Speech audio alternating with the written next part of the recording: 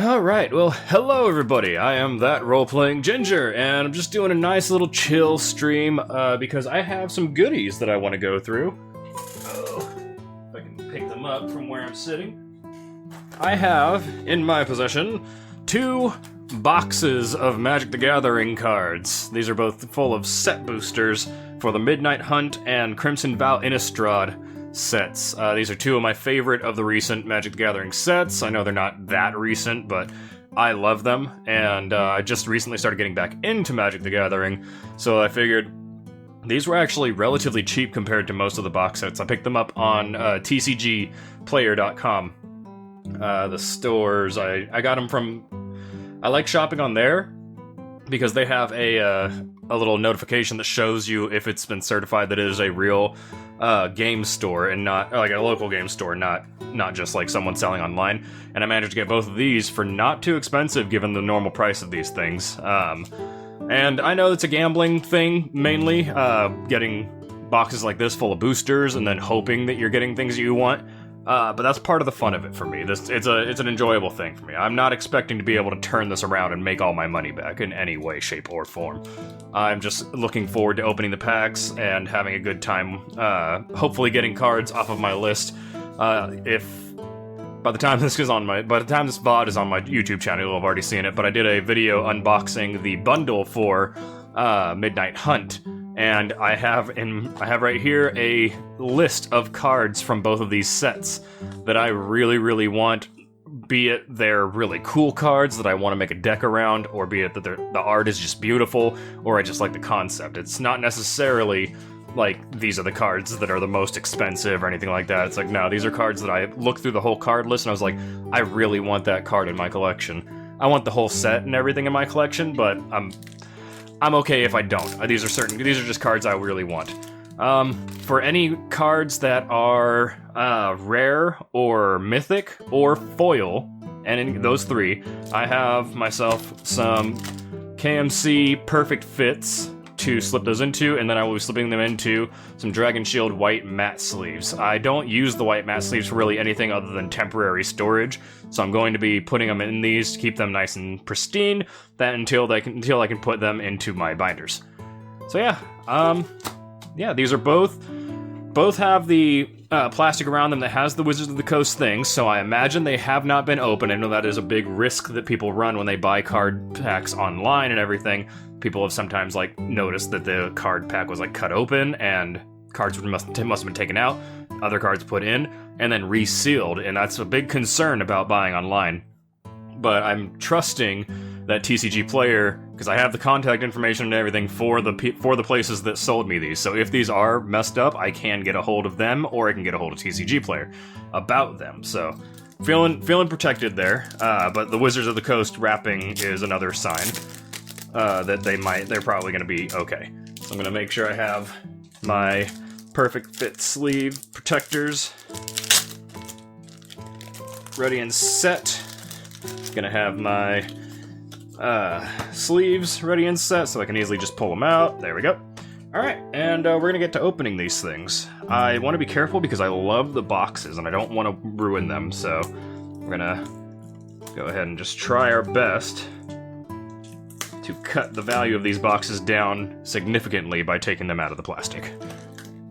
But that's the kind of collector I am. I'm not a collector who like keeps everything in the boxes and all that. I will take my like collected toys and everything out and like have them, use them, mess around with them, and all that kind of stuff. Alright, so that's one down. And then we're gonna move on to this one. And I'm thinking what I'll do is I'll do one pack, like, because each of these are supposed to have, I believe, 30 packs in them. If they're the same as, like, the box for Wilds of Eldraine, which I did get, it had 30 packs in it. And that actually almost helped me finish out the entire collection of Wilds of Eldraine. I only have a handful of cards left from that set that I do not currently have before I have the entire set. Alright, so now they're both open. I don't know if I'm gonna get the box card that comes with them. There's a buy a box card that usually comes with these things, and I don't know if that's gonna be included in these. They might, but I'm not positive, because the last time I bought a box, buy a box at a store, I was handed the card. Alright, look at this. They're beautiful. Absolutely stunning. We love to see it. I don't see the buy a box card, but I'm okay with not having the buy a box card. That is not a priority. That isn't what I usually consider when I create my lists of sets I want to collect. Oh, I got the box topper for this. Maybe this one didn't come with a box topper. Does it say? It does not say on here whether or not it came with a box topper. But I got a box topper, sealed product, not for resale, obviously. I don't want to ruin this. It's very pretty. Whew. Alright, it's a little bendied, but it's absolutely gorgeous. I love Olivia. Yeah, I'm a simp for Olivia, what of it? I'm going to get the goop off of these and put that in the trash because, as anyone who has seen my bundle videos can attest, I am very much a hoarder of individual packaging. Make sure this thing is out of the way. It's going to be more tricky because there's only one card in it, but I'm going to try and do my typical opening fashion for this. And then I have plenty of the set boosters for this set, and I have a handful of set boosters for this set that I took care of last time, so I don't think I'll need to save them, so opening packs will be a little faster in this stream than they typically are in my videos. Because I usually cut a little opening in the side, I slip the scissors through, and I do a line of it right across so that the whole pack stays intact. But, ooh, we got Quincy Harker! Every single one of these particular cards are going to be in my list of cards that I really want from these sets, or from this set. They are a series of cards. They're alternate cards because they use all the same stats and everything as another card. Oh, come on, these packs are upside down. There we go. And they are basically Dracula variants, like from the book Dracula, and that's one of my favorite books of all time. Like, this one is actually the Reclusive Taxidermist card, which, it sucks. I love that they have the name Reclusive Taxidermist right here underneath the name. The only thing I don't like is that the ruling, and I understand why they had to do it, but the ruling still, like, specifically states Reclusive Taxidermist and not Quincy Harker. The flavor text, I believe, is still the same, so that's really good. Or still Dracula variant, so very awesome. Happy with that. Alright, now if I can reorganize this to actually be functional for me, I'm going to quickly make sure my sleeves are upright because the one I pulled was not. There we go, there's a chunk of them that were upside down in the box. There we go. Alright, and yeah, what I'll probably be doing is I'll probably be doing one at a time to see who goes first, or to see like what I get from each of them. I'm going to put her right there, because why not? Absolutely, why not? I'm going to have her be the platform for all of the cards I'm going to be sleeving up. Although we probably won't be able to see it much because I'm going to adjust the camera right now to be a little bit closer to where the packs are. Alright, first pack of the stream.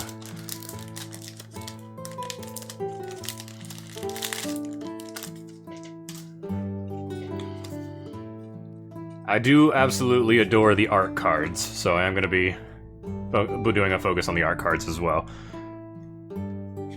This is actually one of the cards on my list. It's the Creeping Inn. It's a land, I believe, that can turn into this big old monster. Alright, we have a Swamp, full art, an Unblinking Observer, Startle. Tapping at the Window is one of the cards on my list. I love it. It's a nice little creepy ambiance one. Going to actually readjust once more, make the camera a little closer to the card. Would love to be able to get my Necromancer's face in there. And Olivia, so there we go, this should work. I just need to readjust the focus. Alright, we have Abandon the Post, a Phantom Carriage, which is a card on the list that I wanted. Ooh, we have Faithful Mending, very nice. We have my particularly favorite Magic the Gathering cards, the showcase cards. We have a Tavern Ruffian. We have a bird admirer that turns into a wing shredder. The werewolves are fantastic. Morning Patrol is another card on my list, but not because of any other reason, no reason other than the flip version when it becomes the Morning Patrol or Morning Apparition. And look at she's so cute. She's playing with a dog. I love it. That's the whole reason. I got the card I wanted in the first pack. I got the Hostel.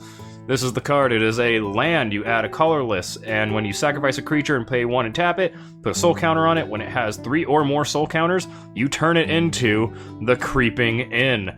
I love it, and I'm going to sleeve it because I said I was going to sleeve my rares and above. My rares above and foils.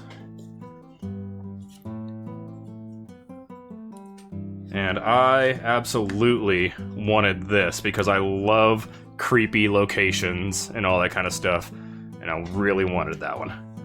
The foil for this one is a common. It is our Ritual Guardian, which is a nice little human soldier. So we're gonna go ahead and it's a foil. I'm gonna go ahead and pop that in a pack.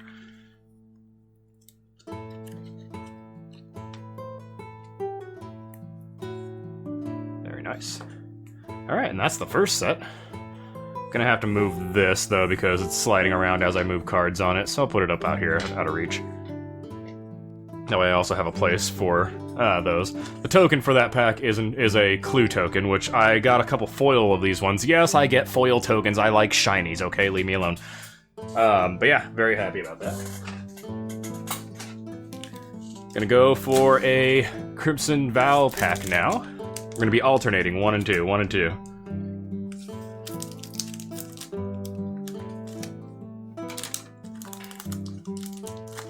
I don't need to be careful opening these ones because I have a bajillion of these packs already. Ooh, we have a very, very, very cool art card. Which one's this? This is Curse of Hospitality. If I don't already have that card, that should be on my list. Got a full art mountain, a Nebelgast Beguiler, Supernatural Rescue, a Griff Rider, Parish Blade Trainee, Dread Fatigue, a Honeymoon Hearst, which I love. I already have one of those, though. We have our showcase Alluring Suitor, our showcase Blood Petal Celebrant. If the entire card of the card sets of Magic the Gathering became showcase cards, I would be ecstatic, because I think they are the most gorgeous of things. Unholy Efficient. We have a mythic card. We have Necro Duality. It is an enchantment. Whenever a non-token zombie enters the battlefield under your control, create a token that's a copy of that creature. Oh, we have a rare foil this time, the Dread Feast Demon. It's a 6/6 flying that costs 7. At the beginning of your end step, sacrifice a non-demon creature. If you do, create a token that's a copy of this. Oh, and then we got a simple token. So I'm gonna go ahead and sleeve the two good ones I got. I always love it when the foil is a rarer mythic, because growing up, I didn't play much Magic the Gathering until I was already like in my early 20s, but I did play a lot of Yu-Gi-Oh! Me and my buddy Connor growing up, we were Yu-Gi-Oh! Fanatics. I still have my dual disc, and me and him both got the day that they came out in the United States. Me and him picked up the Yugi and Kaiba decks. I got the Yugi deck, he got the Kaiba deck. And we would always duel each other. The next sets came out, Joey, and I don't remember who the other one was, but we got those. I got Joey. And we would duel each other all the time. And when the dual discs came out, we both got dual discs, and then we became those kids. You know those kids, the ones you'd see playing at the park with dual discs while like their older brothers are at sport games and whatnot. We were those kids, and we're like, oh, we're on sand, so any desert or sand creatures get bonuses to their attacks and damages and all that. It was that kind of thing, and I very fondly remember those. We're in another Midnight Hunt pack. We have ourselves a nice, beautiful full art of the island. And then a foil island. Very nice. I'm going to go ahead and scooch these up so they're more center screen. I'm going to put this one to the side so that I can put it in a pack, or in a sleeve. We have a Neonate's Rush, an Arrogant Outlaw, Actually, I'm not going to be putting the islands or the lands foils in sleeves because these are actually not too expensive. The main thing I want to do for the sleeved ones is ones that I know that are super. I do want to put some of these in my deck, and this is probably going to replace one or two things in my current commander deck, but I don't think they need to be in sleeves because they aren't hard to replace. Got another Bramble Armor, another Timberland Guide, a Cathartic Pyre, Purifying Dragon. Ooh, this is... oh, God. God damn, the showcase cards are gorgeous in these. A Dawnheart Rejuvenator. A Candle Grove Witch, which was one of the cards on my list. A Harvesttide Infiltrator, who actually can transform into a Harvesttide Assailant. God, these are beautiful. Absolutely stunning. Great work on these. We have a rare card, the Curse of Silence. I'm going to go ahead and put that aside so I can put it in a sleeve. And then we have our foil is a common Startle. And then we got a token Insect. So we put the token over here. I'm going to take these. Did I stack? I stacked the sets wrong. I need to put tokens further away. I'm trying to have it like so I keep the sets different. There we go. Sets differentiated. Tokens differentiated. And then I'll put the foils in my sleeves on the side.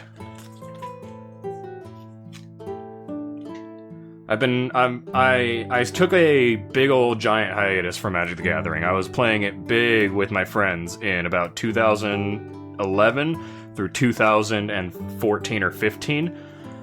We would literally go to the hobby shop every single weekend and play games there repeatedly. We would join in tournaments. It was really fun. I remember those days fondly. All those guys moved away though, so we're not able to do that in person anymore. But yeah, I'm gonna grab a Crimson Vow. But where was I going with that? I was gonna say that I stopped playing Magic the Gathering as much around 2014 or 2000. Yeah, I think 14. Stopped playing it as much, and I kind of just fell off from it, and I didn't come back to it for a while. I'd never been a big person of the lore, but I've started reading up on it, and it's actually really interesting. Alright, we're back in the Crimson Vow. We have a full art of the mountain. We have a full art actual land. Damn, that's gorgeous. Our island. We have Sheltering Boughs. A Crushing Canopy, which is a card that keeps repeating itself. Another one, Evolving Wilds. We have a Lightning Wolf, which is it's a really fluffy wolf. Is it because it's like staticky, all its hair standing on end? That's pretty cool. A Fleeting Spirit. Arm the Cathars. Angelic Quartermaster, that's pretty art, I like that. A Belligerent Guest. We have Wedding Security. Ooh, we have a rare. We have a Hullbreaker Horror. Oh, yep. This upcoming card is one of the ones that was big on my list. It is the borderless alternate art Deathcap Glade. This is stunning, and my main commander deck that I'm running right now is my very first commander deck is Golgari. So this card is going in that deck. You know that. And then we have just a basic fill 'em up token. I'm gonna put these two off to the side, pull these, and get these two in sleeves. I don't know how much they're worth. I have those written down in my personal files about like picking up the sets and everything. That way I can gather the totals of how much each set's going to cost if I were to just go outright and buy the cards. But I don't have it memorized about what these cards cost. I do know that this card was one that I looked up and I was like, ooh, it's pretty nice. I would love to have it, but I don't know if I'm going to be able to... I don't know if I want to put down the money for that. I mean, it is cheaper, but like I said at the beginning of the stream, this is more fun. Alright, I'm just going to go ahead and start tearing through these because I no longer need any more of these sets. So these packs because I've got a lot of them already. Our art card is, I believe, Sigarda. Sigarda, Champion of Light, which if you saw the video I did with the bundle, this is going to be one of the ones I got. We have a Mountain. I need to move these up. A Shadow Beast Sighting. Candle Trap. Silver Bolt. Sun Gold Barrage. Also, did it again. I did it again. I put the set on the wrong stack. There we go. We have Ominous Roost, a Scab Wrangler, Dawnheart Mentor Showcase, the Heirloom Mirror, which I do love this card, and I got it in the bundle because it flips to become an Inherited Fiend, and it's basically the Beetlejuice of Magic the Gathering.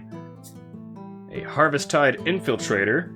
We have a rare land, a Shipwreck Marsh, so I'm going to keep that to the side. That is a nice blue and black, which was my original Magic the Gathering color set when I was playing regular. I've still never played Commander. I'm in the process. I just need one more card in my Commander deck for my first ever Commander deck's going to be finished. Then we have a foil Drownguard Amalgams. I'm going to put that over now. Going to take those, put the token away, get these in sleeves.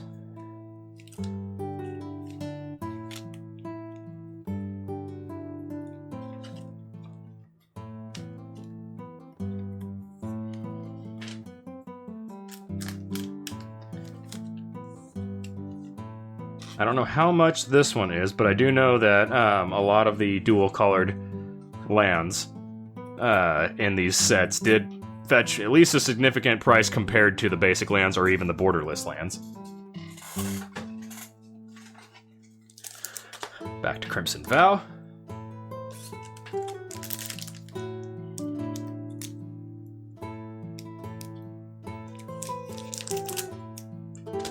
I more so collect Magic the Gathering now than I do play it. I would love to play it, but I don't. I have not used Spell Table, and I am like nervous to get back into playing Magic the Gathering. I get that a lot, where I'm nervous to go back into a competitive scene. It was the same thing when my buddies dragged me back to Yu-Gi-Oh! For like 2 months in 2015. We have our art card, Nature's Embrace. Very pretty. A Full Plains. A Skywarp Scab, a Selhoff Entomber, Chill of the Grave, Fear of Death, a regular Wedding Security, a regular Edgar's Awakening. I like that. That's one of the cards on my list because of the art. We have a Kindly Ancestor, Showcase Blood Hypnotist. Woo! We have a couple. We have 2 rares here. We have a Storm-Carved Coast. This is a awesome borderless Storm-Carved Coast, blue and red, which is good because I need this because I'm building a wizard deck that is blue and red. We have a rare Howlpack Piper that transforms to become a Wild Song Howler. And then our foil is a Vampire's Kiss, which is a very pretty card. I'm going to put those aside. Make sure I put this on the right stack this time. Trying to keep the sets, kind of keep them separated because I have individual binders for the 2 sets. I recently finished reorganizing my entire Magic the Gathering collection. I have 1 binder per each color, so that's already 5. Oh no, that's, let's see, white, blue, black, green, and red. So that's 5 right there. Plus I have one that's colorless, basically all my artifacts and everything. And then it's also got the multicolor, and it's got all my alternate lands. So right there, that is 6 binders just for core Magic. And those are organized not into sets, but by year. Next up is Midnight Hunt again. Those are organized by year, and the what is it? Like, they're organized by year, and then each one has a section at the end of it for cards that are currently unorganized, like new cards I pick up from certain packs that aren't part of the sets I'm collecting, but are still part of those colors. We have this as the art card. Very vibrant. This is the Locked in a Cemetery, which, if I remember correctly, has some pretty funny flavor text. We have a Full Forest, which is beautiful. Moon Ragers Slash. Homestead Courage. Gavany Silversmith. Search Party Captain. Infernal Grasp. Foul Play. Another showcased Tavern Ruffian. Ooh, we have a Delver of Secrets, which is a human wizard that can transform. into an insectile aberration. Another showcase tireless hauler.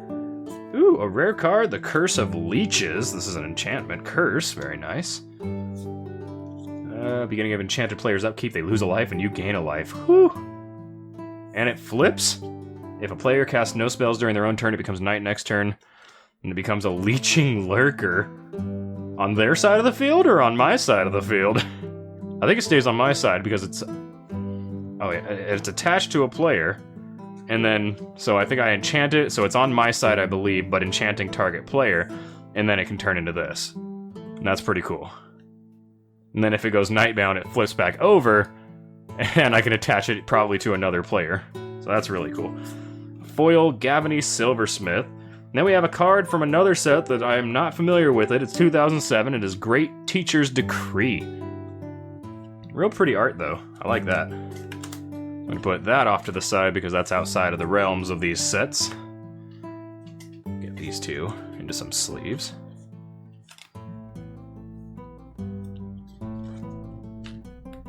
And I know I don't need to do this for all of them, but because like some of them are probably like, oh, it's a foil, you could probably sell it still for like 10 cents. I don't care. I don't care. I don't usually sell my foils because, as I was alluding to earlier, but completely got sidetracked with, growing up playing Yu-Gi-Oh! With my best buddy Connor, I loved the shiny cards, but I could never afford to go buy the shiny cards, so I had to open packs and hope to all the gods that I got shiny cards. Now that I am an adult with a job that provides money for me to waste on stuff like this, I'm getting myself shiny cards, and I'm keeping the shiny cards, thank you very much. Going into Crimson Vow again. The art card is Daybreak Combatants. Followed by an absolutely cool Shipwrecked Island. Full art. Heron of Hope. A Heron Blessed Geest. I need to look that up because there's a lot of Heron cards in Crimson Vow. And I don't know if Herons are just native, like, spirit things to Innistrad or not. A Nebelgast Beguiler. Supernatural Rescue. A big old Magma Pummeler. I actually have a foil of one of these ones, and I love the art in its foil. It's very beautiful. Got some Frenzied Devils. Wash Away. A Panicked Bystander that becomes a Cackling Culprit. A Showcased Blood Celebrant. Ooh, we got ourselves a rare card. We have a Graph Reaver. This thing's pretty. I like that. That's like a Wicker Man almost. And then we have a foil Adamant Will. Take those. Yeah, that's what I was alluding to earlier when I was mentioning that story about me and Connor growing up playing Yu-Gi-Oh! Was like, I completely got sidetracked, which I do. I'm an old fart. Got completely sidetracked that I was mainly going in there to basically say, like, I love shiny cards, and so I even got shiny tokens. That's where that whole thing started. They were dirt cheap, first off, so like, oh, you're wasting money on shiny tokens. It's like, I needed the tokens, and it's like a 5 to 10 cents different to get them foil. I'm getting them foiled. That was Crimson Vow. So we're going back to Midnight Hunt.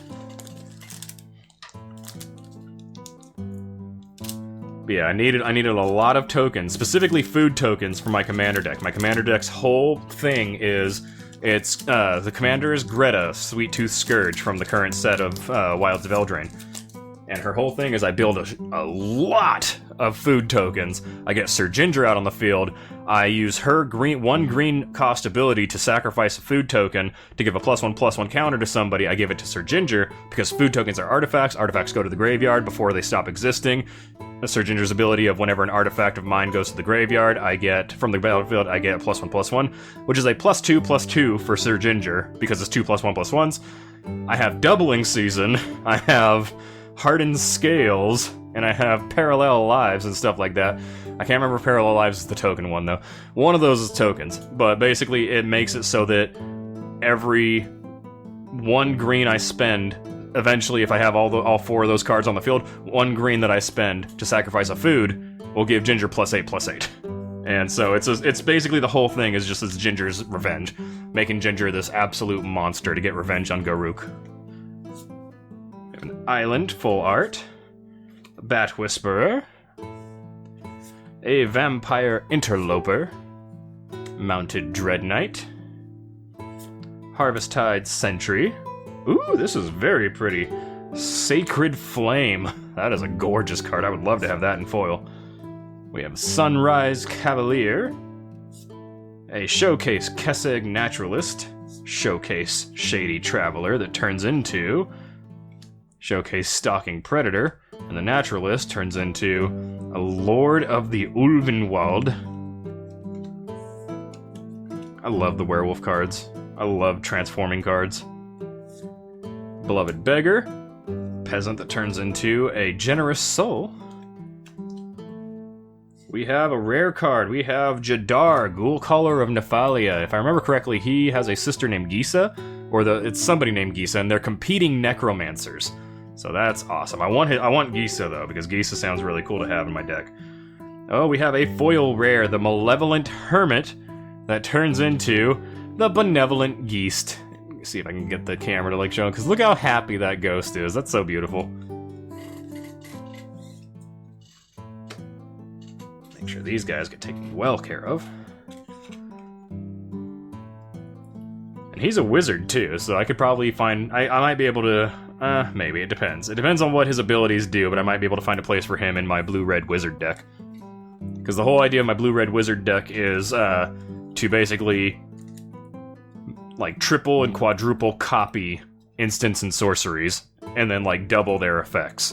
So basically, I'm wizards, and all the wizards that I have are like, oh, copy, whenever you cast a sorcery, copy the effect or something and choose a new target.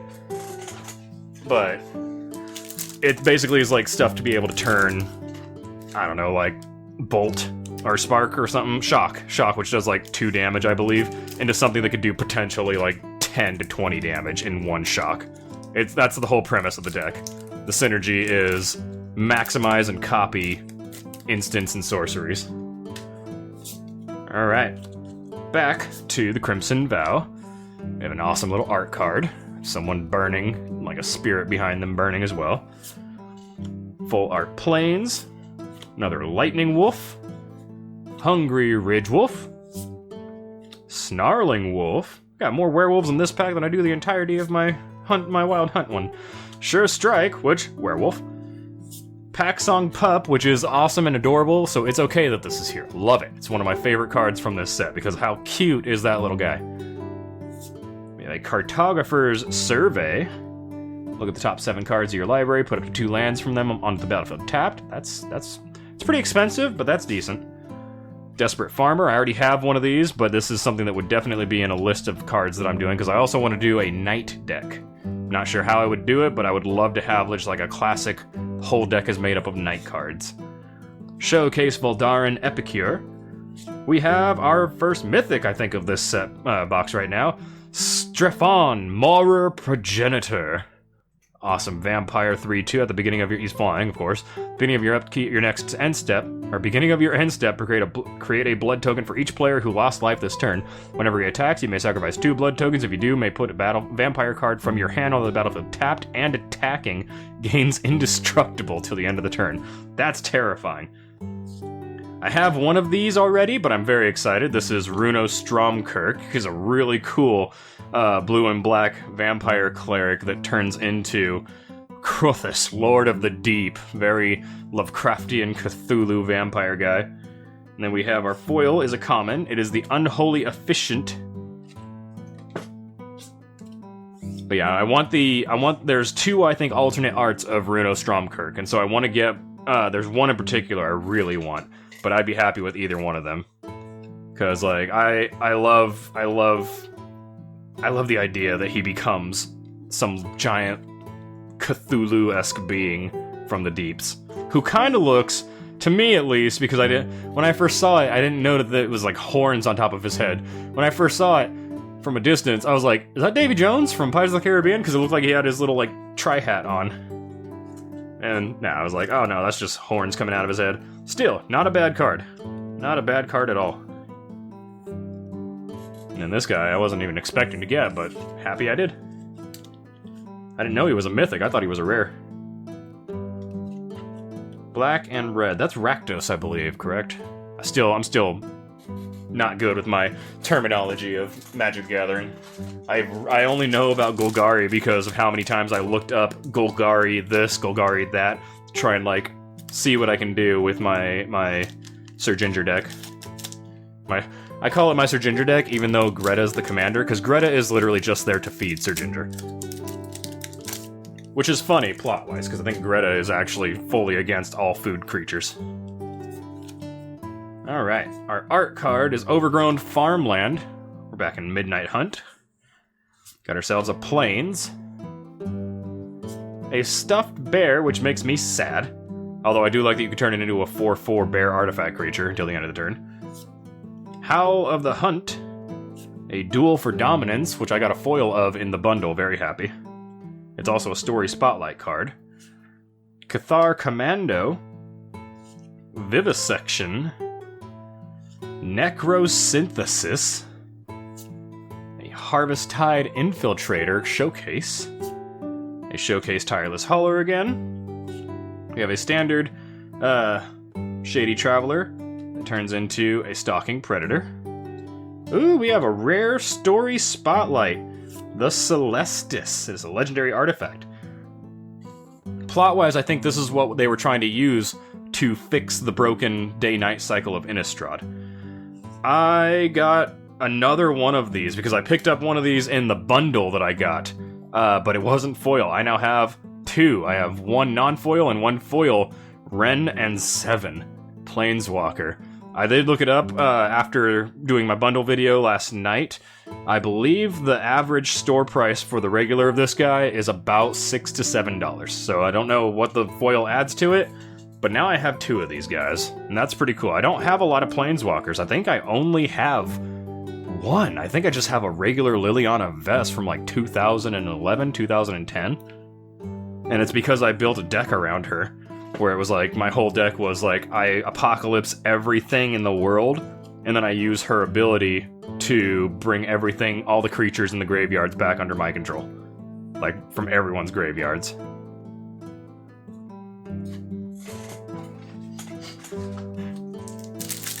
Alright.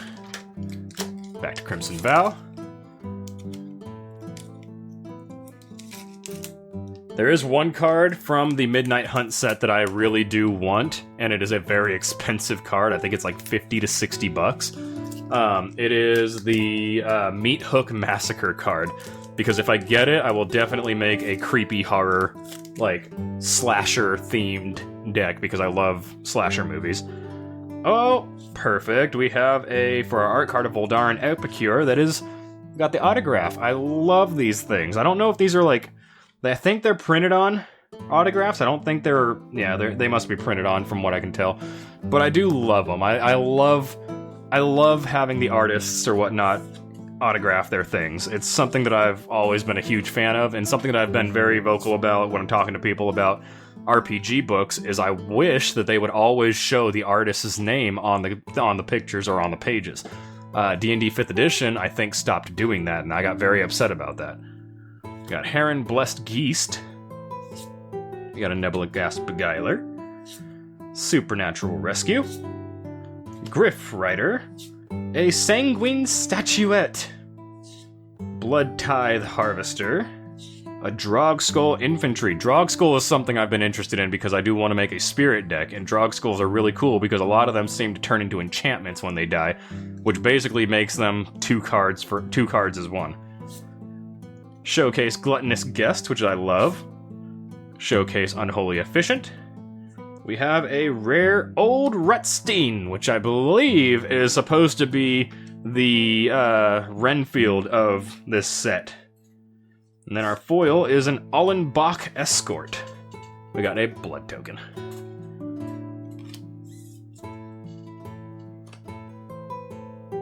Making sure the stacks are evening out because we should have 1-to-1 right now, and I think they are, but my perception is not the greatest right now.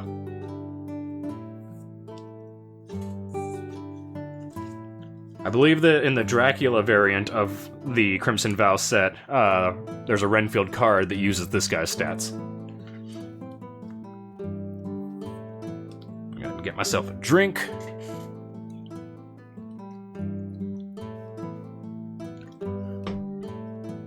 Alright. I don't even know how many packs we're on right now. Back to the Midnight Hunt. I don't know how long this stream's gonna go for. It's gonna go for as long as I guess the stream is needed, because I want to get through all of the packs. This is my gambling for my time off. We have a art card of a Sunrise Cavalier. Really pretty. A Swamp Full. I've gotten them a lot. I'm pretty sure every one of these set booster packs is going to have at least a full land or a dual colored land in it, because I noticed that I've been getting like nothing but full lands. Unruly Mob. Defenestrate. Raise the Effigy. Clarion Cathars. Voldaren Ambusher. Stromkirk Blood Thief, which is on my list, but I did pick up one of these, so I do like it. It's a really pretty card. A Showcase Fangblade Brigand, which transforms into a Fangblade Eviscerator. We have a Showcase Village Watch that turns into a Village Reavers. A Baneblade Scoundrel that transforms into a Bane Claw Marauder. We have a rare card, a Sun Gold Sentinel. Very nice. And then our foil is an Ecstatic Awakener, which I actually do have a foil of already. So now I got 2. Oh crap, I put the wrong stack. I looked at the stack and I was like, that's the one, and I put it on the Crimson Vow stack. Fun times. Fun times. But yeah, I've got the 6 binders comprising my core collection of Magic the Gathering cards. And then I have, I believe 6 binders for sets. I think it's 6 binders per sets. The sets I'm currently working on collecting all of are, Crimson Vow, obviously, Midnight Hunt, obviously, so that's 2. Lord of the Rings Tales of Middle-earth, love that. Kamigawa Neon Dynasty, love that, so that's 4. And then, Baldur's Gate and Forgotten Realms, which I count basically as 1, because Baldur's Gate is just the commander of Forgotten Realms, I believe. I think. I'm not positive on that, but I think it's a variant of the Adventures in Forgotten Realms set. I think that's all the ones I'm currently collecting. So I have a binder for each of those as well, and they're all color-coded and everything. I made sure of that. I was like, I am not doing this if they're not color-coded. My brain will not be happy with me if I don't. Alright, back to Crimson Vow. Our art card is a Flame-Blessed Bolt. Very pretty. It's killing that vampire, it looks like. We got a full art Forest, which I have a few of these in my deck as foils, because yes, foils. We have a Cradle of Safety, which is pretty cute. A Steel-Clad Spirit. A Wanderlight Spirit, which is one of the ones that was on my list of cards I wanted. A Sanctify. A Cloaked Cadet. A Valorous Stance. A Gutter Skulker, which is creepy. Another Gluttonous Guest. I have so many of this specific one, the showcase one of this. I'm just gonna have them all as like a party. Ooh, we got a rare card, a Doomweaver. For any of you arachnophobes, be on the lookout. This is a spider horror. With reach, obviously. Soul Bond, you can pair it with another unpaired creature when entering the battlefield. They remain paired for as long as you control both of them. And as long as it's paired with another creature, each of the creatures has, when it dies, draw cards equal to its power. So this is a really good one, because its power is only 1, but you can pair it with something that's got a lot of power. We have another rare that I was very looking forward to getting. Dying to Serve. I love it. It's so funny. I just think it's hilarious. And then we have our common as a foil, an Unhallowed Phalanx.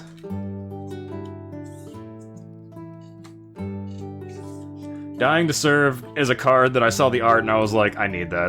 That's just so beautiful. It's just a bunch of zombie butlers. I love it. In my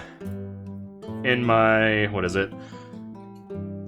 what is it? It's my commander deck. I couldn't think of the word commander. In my commander deck, it was either going to be getting one of these things, because it's like it fits. My deck's whole thing is that Sir Ginger has a forest, a cafe in a dark forest, so the deck's called Ginger's Dark Forest Cafe. It was going to be between getting this card, just so I have an ability to an enchantment that lets me basically create token creatures to fill it up, and it fits with a theme. They're the zombies that wait on people in the cafe, or Killer Service from New Capenna. And I ended up going with New Capenna's Killer Service because when it pops out on the field, it creates a food token per opponent that I have, which in a commander game will be 3 if I have all the opponents still there. Returning to the Midnight Hunt.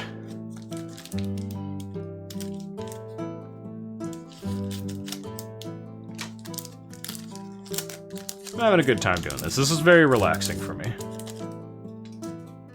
Alright, our art card is Arlen, the Pack's Hope, which I believe is a werewolf planeswalker.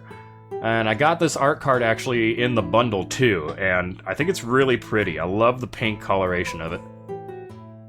We got a Plains, Burn the Accursed, Immolation, Brimstone Vandal, Might of the Old Ways, a Blood Tithe Collector, Hungry for More. Ooh, we have a rare showcase card. We got Suspicious Stowaway that turns into Seafaring Werewolf, which I love the idea of seafaring werewolves. Werewolf pirates sounds fun as hell. The Hound Tamer transforms into an untamed pup. A Flame Channeler, which turns into an embodiment of flame. Elemental Wizard, Human Wizard. I might have to see this spell controls deals damage. Transform her. What does the transform ability do? Whenever a spell you control deals damage, put a flame counter. Cost 1, colorless, remove a flame counter. Exile the top card of your library. You may play that card. This might be a fun thing to have in my wizard deck, actually. That might be pretty fun. We have a rare card, the Curse of Shaken Faith. Enchant player. When enchanted player casts a spell other than the first spell they cast each turn, or copies a spell, it deals 2 damage to them. And then we have our foil Tapping at the Window, which I was in the first pack I opened today. I'm very happy that I got a foil of that because I think it's a really cool, like, thematic card. If I build a, like, slasher kind of deck, I want to try and incorporate this into it. Which means I would have to get green. Which would work because Forest, Friday the 13th, takes place in a forest over at Camp Crystal Lake. I already have the Flesh Taker, which is I guess a serial killer of Midnight Hunt. And the Meat Hook Massacre card, I believe, is also attributed to the Flesh Taker. Because I think the picture is the Flesh Taker basically chopping up the body parts of a person it killed. So yeah, I would love for them to do, like, a Universes Beyond slasher. You can get a Freddy deck, a Jason deck, Michael Myers. God, Chucky would be fun. Chucky's an artifact. He'd an artifact creature. And, maybe have him be a flip card that turns into just a regular artifact that does something creepy. Alright. On back to Crimson Vow. We have an art card of the Weddinghurst. A Forest. A Persistent Specimen, which I love this card because I love skeletons, and this is just like, oh, it's he's still at it, it's fine. A Mind Leech Ghoul, which is a creepy card. Doomed Dissenter. Diregraph Scavenger. A Griffwing Cavalry. A Sawblade Slinger. A Kindly Ancestor. That turns into an enchantment, I believe. Ancestor's Embrace. I love the spirit cards that become enchantments. A Ragged Recluse that turns into an Odious Witch. Showcase Falconwrath Celebrants. Ooh, a rare card. Inspired Idea. Put that to the side. And then our foil is an uncommon Radiant Grace, which that is a pretty card to have on foil. or on foil. Alright, we still have some of the big cards that I would be very happy to have. I have accepted the fact that I'm probably not going to get the cards that I really want, but I have a list, and I'm knocking out that list of cards that I did actually put on there as cards I wanted because I love the art or something. And we still have a ways to go. We still have quite a ways to go. I need to actually check on the music to see where we're at music-wise. Yeah, music's getting pretty down, so I'm going to go ahead and reboot that. There we go. Alright. That was Crimson Vow, so we go back to Midnight Hunt.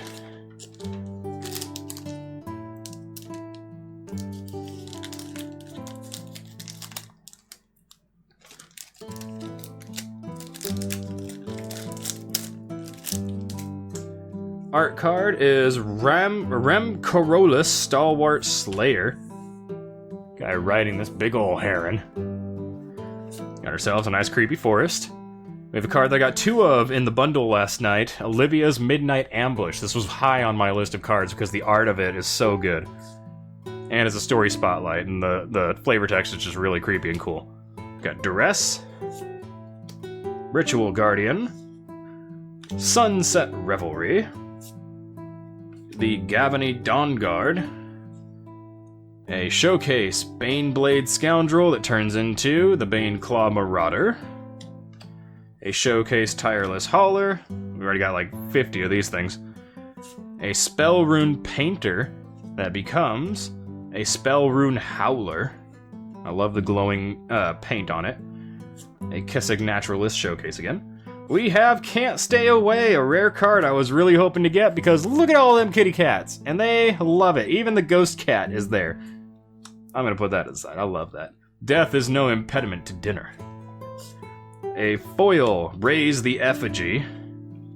And then we have a card from 2000 that's a reprint. I don't know what set it was in, but it is Aura Shards. Whenever a creature comes into play under your control, you may destroy target artifact or enchantment. That's pretty okay. That's pretty beefy if you're fighting an artifact or enchantment deck. Put these into their sleeves. Especially them kitty cats. There's also a cat card from Crimson Vow that I want called Mischievous Catgeist. Because I love kitty cats. Even though I've only got 2 dogs here right now, I've got 2 kitty cats at my mom's house.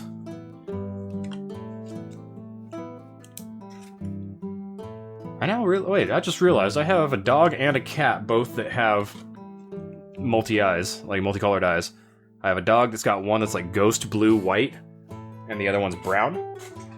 And then my cat has one that's kind of gray, and then the other one is actually, I think it's probably blind in it, but we don't want to say fully blind because that cat has still got amazing balance and perception with both eyes open, so...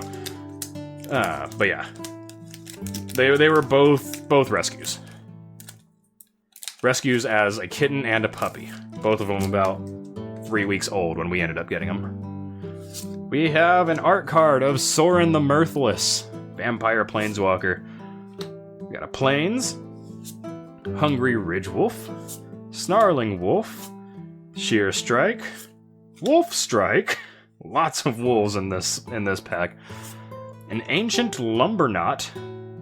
Nice, we have a Spiked Ripsaw, which you know will be going into my slasher deck if I start one. Got another Gutter Skulker, a Showcase Blood Crazed Socialite, yet again with a Gluttonous Geast. I'm gonna take my headphones off, it's starting to get toasty in here. We got our rare Dominating Vampire, very nice. And then we have our foil is a Wanderlight Spirit. And then we have a Saga card from another set from 2018, Time of Ice. I don't know, let's see, tap target creature an opponent controls. It doesn't untap during its controller's untap step for as long as I control this card, and I get to do that twice. And then on the 3rd turn, return all tapped creatures to their opponent's hands. Wait, all tapped creatures, to their owner's hands. That's pretty cool. Gotta make sure well, that's at the start of your turn, so all your creatures untap anyway, unless you're under the effect like that too. So that's pretty cool. Digging that. Digging that. I can dig it. What I can't dig is getting these KMC cards out of the packaging. I don't want to just have them all stacked up because they will slide off the desk, and I don't want that to happen.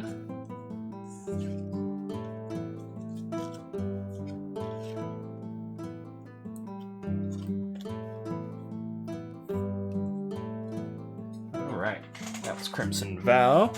So, back to Midnight Hunt.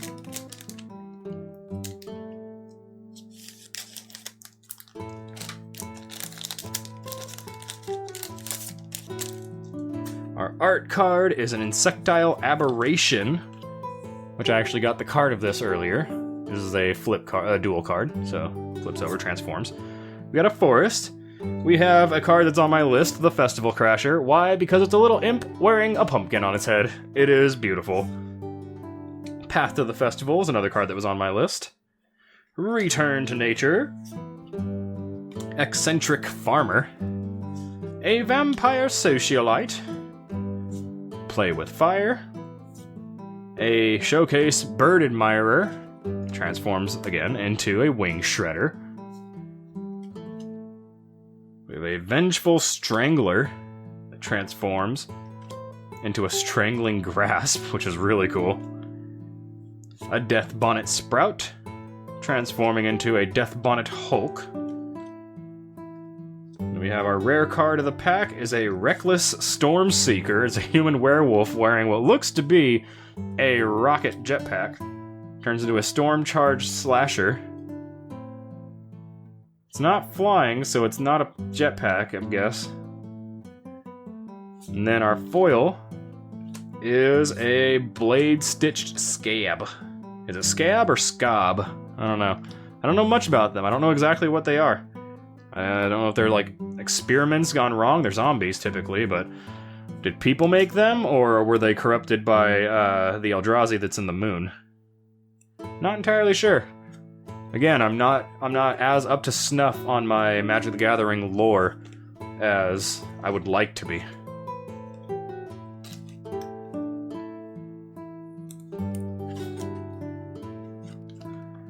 I have been watching a lot of videos, and I've been reading a lot of articles and stories and all that, and looking up books to try and like get a hold of. Is this one not open? There it is. Looking to try and get a bunch of books, but I've heard bad things about some of the books for Magic the Gathering. Apparently there was a writer that jumped into Magic the Gathering's writing recently that a lot of people are very unhappy with. And I need to look more into that, because I don't want to start off in the wrong spot. If everyone's like, no, this book sucks, I don't want to start with that book. Apparently there was something where they're trying to turn the Planeswalker Chandra gay, or no, not gay, they're trying to turn her straight. And I was like, well, that's stupid, don't do that. We have our art card. A Mountain. Supernatural Rescue again. Griff Rider. Parish Blade Trainee. The Groom's Finery, which I do like that card. Followed immediately. I don't know if they're doing this on purpose. This is the second pack I've done like this, where I've gotten one of them, and then it's partner card, like one after the other. I don't know if they intended to always have those go together. I don't know. But that's really cool. Ragged Recluse that turns into the Odious Witch. Catapult Fodder. It transforms into Catapult Captain. A Showcase Belligerent Guest. Showcase Voldaren Epicure. Ooh, we got a card that I really wanted! This is a Rare Story Spotlight Voldaren Estate. It is a land card. It does 1 colorless, and you can pay a life and tap it to add 1 mana of any color, but only to cast a vampire spell. Pay 5 and tap it to create a blood token, and it costs 1 less for each vampire I control. And then we got another Catapult Fodder, but this one's a foil. Perfect. Just got a piggy. I have pig cards in my ginger deck, but that's only because they're food tokens, and the pig's head is on the table. And I got foils of them because foil tokens are fun. It's gonna be my rule of Magic the Gathering is foils are fun. If you can look down, if you have like the right lighting and you look down at your playing mat and are blinded for half a second, I think you've done right. I think you've done real right, because foils are fun. That was Crimson Vow, so we're going back to Midnight Hunt.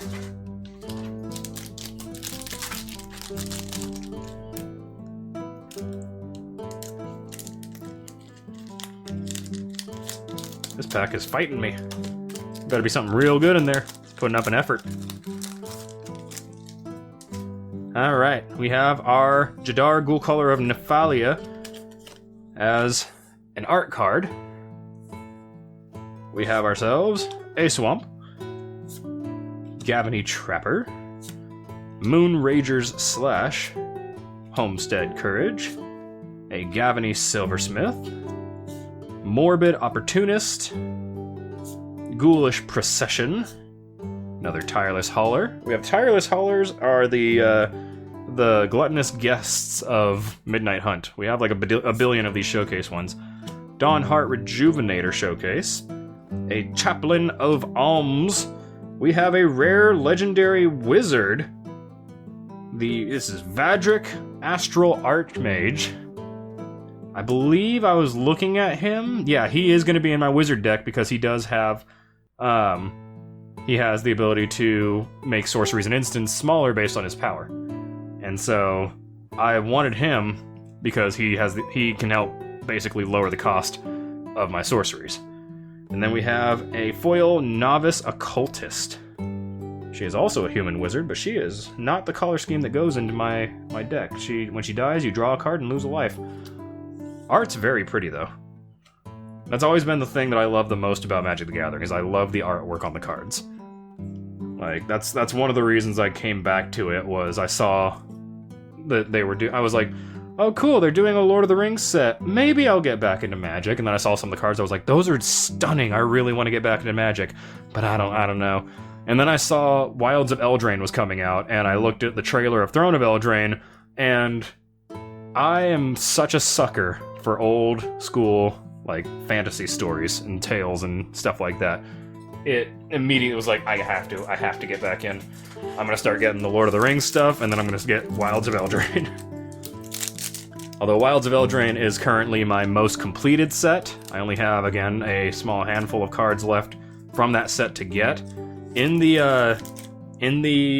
what are they, the promo boxes that have the drafts and everything, the pre-release boxes for Wilds of Eldraine, I ended up getting, like, most of the cards that would break the bank from that set. I got the Doubling Season, I got the Parallel Lives, I got all these good cards that were gonna break the bank for that set.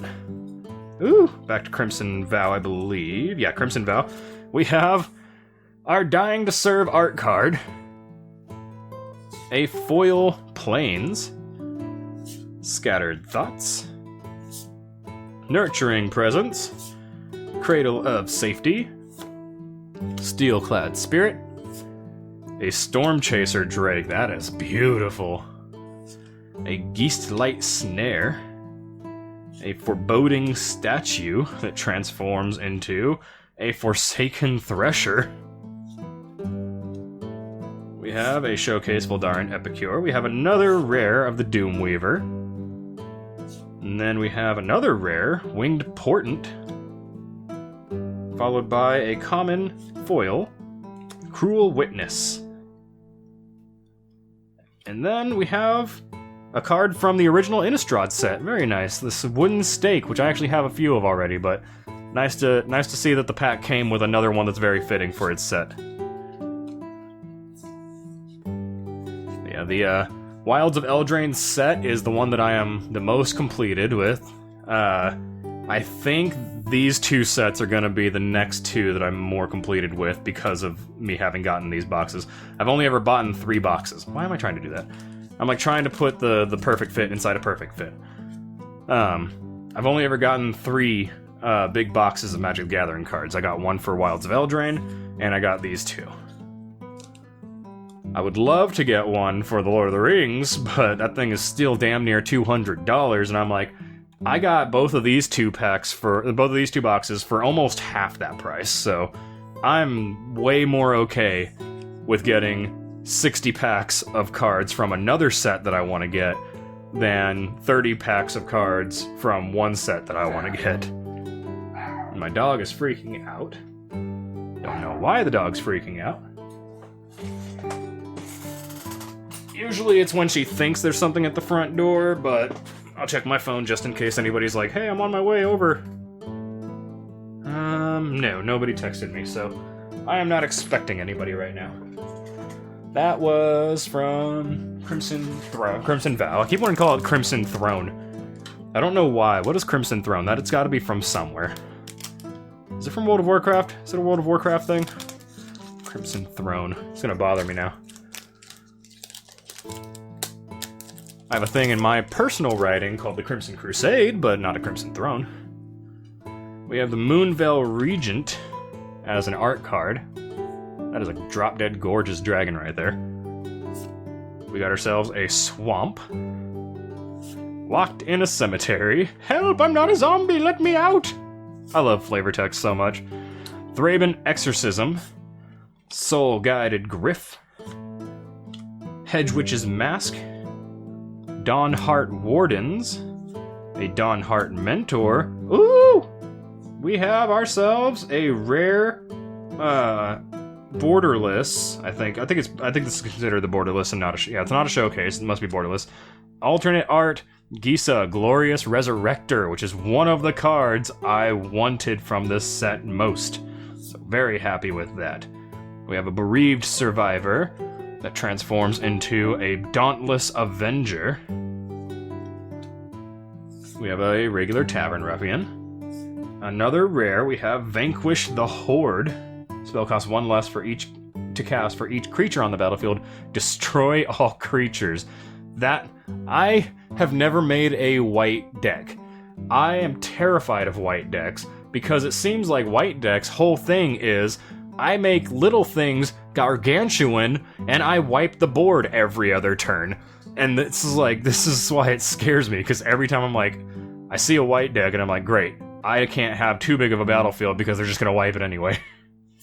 Unless I'm playing blue and I'll counter the fuck out of that, I don't even care. We have a foil Bramble Armor. Yeah, like, honestly, like, I know that people are really upset about countering, and when I was playing blue and black, my blue and black decks had almost no counters in them. That wasn't the thing. The thing about my decks is they're always themed. Like, I'll never make a deck that's just, like, optimized. It's as optimized as it can get without breaking the theme of the deck, if that makes any sense. I have a deck that I absolutely love. It is a, what is it, Historic, I think is what it's called, or Legacy, I don't know. It's the one where you get to use, it's basically kind of like the Commander card list, but it's a standard 60 card one-on-one deck. I think it's Historic or so. But basically I made a Historic 3-color deck, not a good one at all. It is red, black, and green. And its whole theme is all the red cards are based on vampires, all of the black cards are based on zombies, and all the green cards are based on werewolves. And this was in 2012, I think, when I made it, so it was when Innistrad came out. Shadows of Innistrad, I think, was still coming out. But, like, I made that deck, and I've never won a game with it. But it's just fun, because all the cards are like watching an old-fashioned horror movie with vampires, werewolves, and zombies. That's my whole thing about Magic, is I love building that kind of stuff. Alright, we're returning to the Crimson Vow. We have a Pyre Spawn as an art card. I'm trying to see. I think this is right. Yeah, it's like leaping. Those are like hooves. We have a Swamp. An Adamant Will. Militia Rallier. Rural Recruit. Nature's Embrace. Rending Flame, which I think is a card that's going into my wizard deck. Wandering Mind. Another Magma Pummeler. We have a Weary Prisoner. Wedding Security Showcase.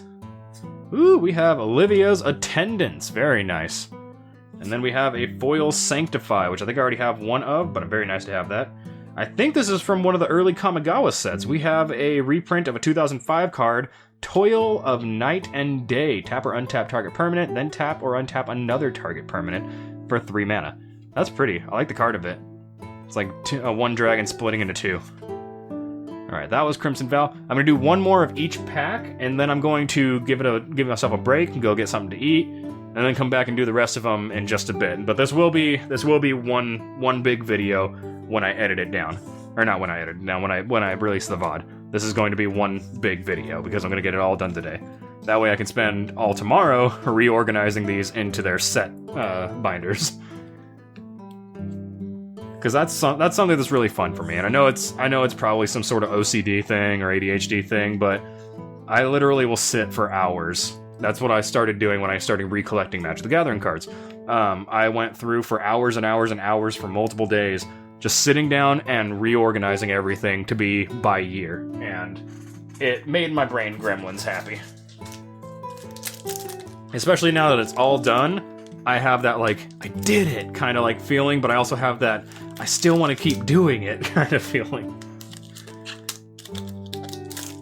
Alright, back to the Midnight Hunt. Our art card is Ritual Guardian. Very noble. We have a mountain, an unruly mob, a defenestrate, search party captain, Clarion Cathars, another blade-stitched scab, a corpse cobble. Ooh, we got a rare card. Visions of Duplicity. Exchange control of 2 target creatures you don't control. So this is good for... This would be good for... I think this is only really working Commander, right? Exchange control of 2 target creatures you don't control. So I'd basically be like, oh, you trade with you.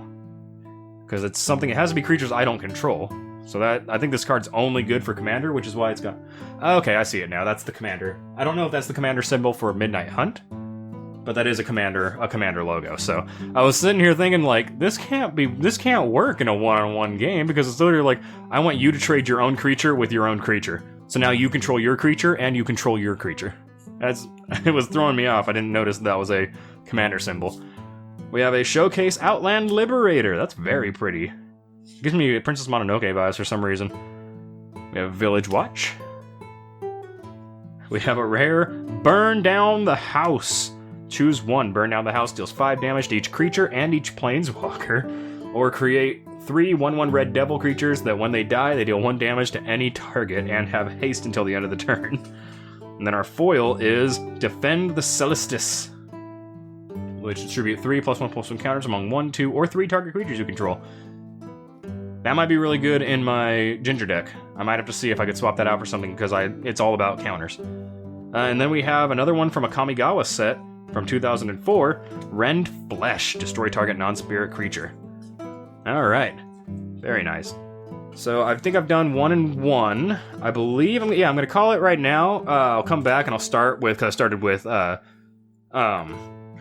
Midnight Hunt already right now. When I come back, I will start with a Crimson Vow. And I should be back probably within the hour. I do want to check the mail, make sure nothing got dropped off out front, because I live way out in the boonies and there are critters and creatures of all kinds out there just looking to be like, what's this box? And so I will go out and check that. I'll make sure the dogs are outside and everything, take care of them, and then I will be right back. All right, we are back. Let me go ahead. Because I started on the first round of these, I started on Midnight Hunt. I'm then going to now pick up with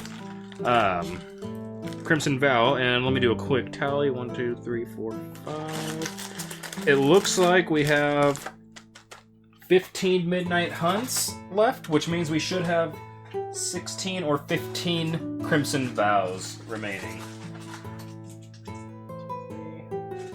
We might have a little more Crimson Vows. I don't know. I wasn't paying too much attention. I was trying to alternate between Crimson Vow and Midnight Hunt, but I wasn't paying too much attention because I got rambling, which happens when you get to be an old fart like me. So we are going to go right back to Crimson Vow, which, God, I love the package artwork on this thing. I'm not taking care to save the packages this time around because I already have about hundreds. not hundreds, probably like 10 of both the Crimson Vow and the Midnight Hunt set booster packages. I do collect some of the... I do keep every single one of these packs that I get. I keep at least 2 or 3 of the packs in Pristine Edition. That way they can be used as like cover art or something. For our art card, we have the Groom's Finery, which is very awesome. I love it. Vampire Wedding is just such a fun thing. Got a mountain. I love the full art. Wolf Strike. Ooh, this is a new wolf I have. Sporeback Wolf. As long as it's your turn, it gets +0/+2. So if it's my turn, it's a 2/4. That's pretty nice. We have a Spore Crawler. A lot of fun guys in this one. We got some Mulch. Mulch is always good. Mulch is healthy. A Resistance Squad. An Allenbach Escort. A Weaver of Blossoms, which is a werewolf that I really like because it turns into a nice, pretty blossom-clad werewolf. It's so cool. More catapult fodder. We have a Showcase Blood Petal Celebrant. Ooh, we have a rare one. We have the Investigator's Journal. They have Van Helsing's journal, I believe. I think it's either John Harker or Van Helsing, I believe. But it's in the Dracula set. It's basically this card, and it is an artifact clue. When it enters the battlefield with a number of suspect counters on it equal to the greatest number of creatures a player controls, tap and remove and cost 2 to remove a suspect counter and draw a card, or sacrifice it and draw a card. And then our foil is a Story Spotlight, Sure Strike. Put those to the side because, like I said before, I am packaging, well, not packaging, but I am putting all of my foils and rare or mythic cards into sleeves until I can get them safely placed cozy in their homes of my collection binders. Because I love shinies and I love my rare and mythics.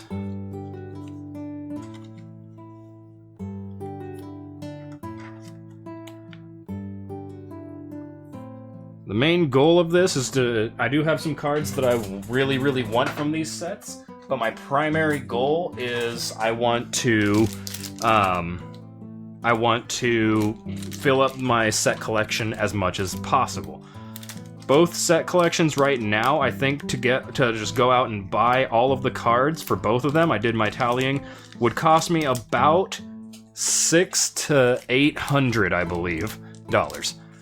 It costs 1/8 of that for me to get these two sets, or these two boxes, so I decided, you know what, I'm just gonna have some fun. I'm gonna do my own little fantasy gambling. It's nice. Art card from the next Midnight Hunt, rather, is Ludovic, the Necrogenius. We got an island. We got No Way Out. A Diregraph Horde. Eaten Alive. This is probably the prettiest evolving wilds I've seen. Unnatural Moonrise. Very nice.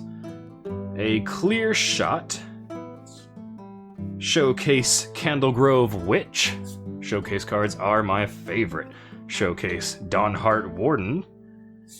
We have a Mysterious Tome. This is one of the ones that was on my list of cards I really wanted because I love it. It's a book that turns into a Chilling Chronicle. It's, to me, I saw this and I was like, that's goddamn Toontown. That's Toontown. Which I ran a Toon deck when I was big into Yu-Gi-Oh, so I'm very happy about having this. Our rare card right now is a Galvanic Intervention. It is an instant. When you cast this, it's red and blue, which is cool. When you cast this, your next instant or sorcery spell this turn, copy that spell. You may choose new targets. This might go into my wizard deck because I am planning a wizard deck that's all about just like absolutely abusing sorceries and instants, turning like one instant spell into like 7 instant spells with stuff like that. And then Secrets of the Key. This is a foil, but it's a common. It's a story spotlight though. Sigardia and Soren battled. Arlen and Teferi recovered the key from the Markov catacombs. Yeah, I love the story. I've been reading into it and getting more and more knowledge from the stories of Innistrad especially. But I've been trying to basically go through and get a general understanding of the entire plot of Magic the Gathering. Not very easy. There's a lot of things where it's like, wait, this seems like it's contradicting because apparently timeline's kind of a messy subject for Magic the Gathering, and for me at least, understanding things in a cohesive timeline really helps. But I do have certain things that I have found really enjoyable about it. Going back to Crimson Vow.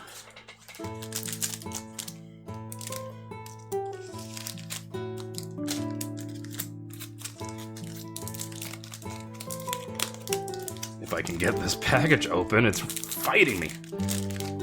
Good God. Alright, the art card is a Cemetery Illuminator, which is a really pretty card. I love that. I would love to have a mat of this.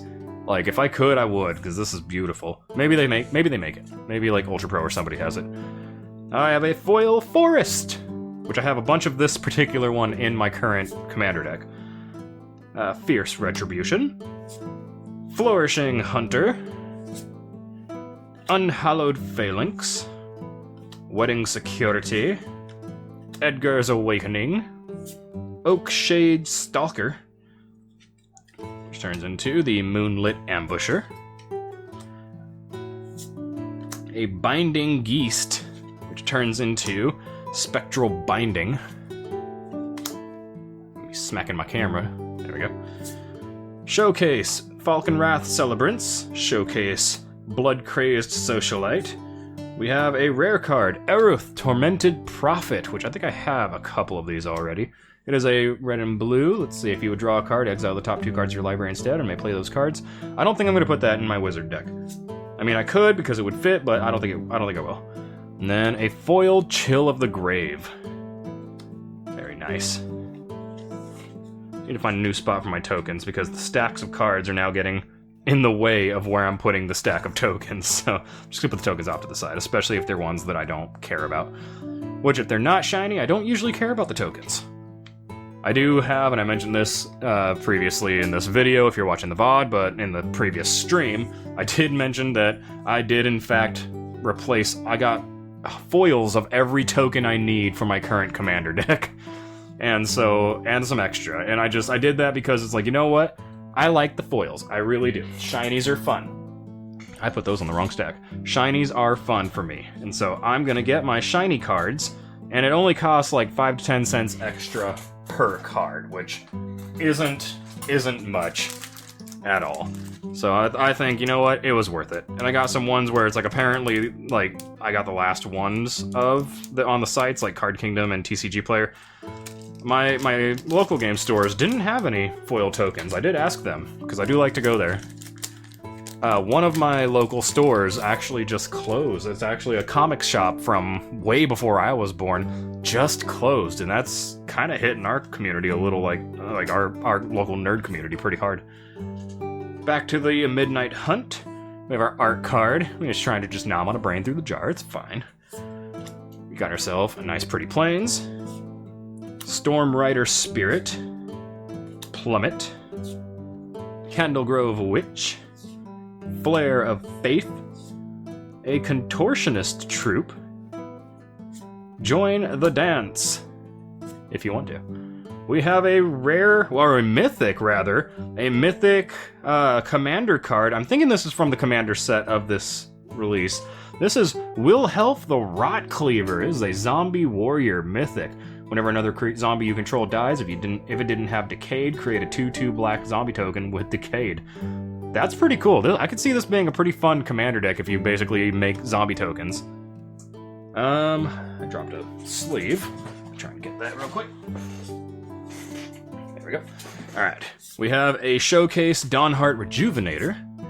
A Bait Hook Angler. This is one of the cards on my list of cards I wanted because I love how creepy it is. You can see the thing rising behind him to devour him. And then the next card is him as a Hook Hunt Drifter. Oh, that's so creepy. I love it. With Tovalar's Huntmaster is a rare card. He transforms into a Tovalar's Pack Leader. This is a beefy werewolf right here. Cost of 6 too. That's pretty powerful. That's pretty pricey. And then we have a Celestis Sanctifier Foil. Let me go ahead and throw that over there. Put our token away. Hopefully get these on the right stack. There we go. Where is the sleeve that dropped? There you are. I can find out which side of this thing opens.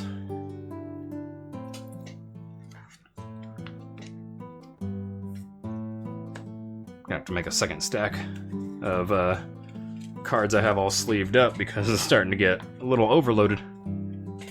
We'll stack down here of cards from other sets that pop up, which happens occasionally. I don't know what the chances are of that happening, but it does happen occasionally. I think I've only gotten like 3 of them this time around. Yeah, this seems like a fun card.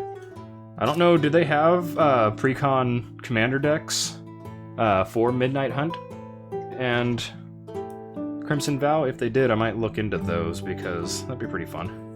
I mean, I guess they must have had to if they have the whole symbol dedicated to it. Alright, something's going fishy with the sleeves again. They aren't upright anymore. I don't know why. It keeps happening. This is... I don't know if it's a packaging error or not on Dragon Shield. Because that one's upright. That one's upright.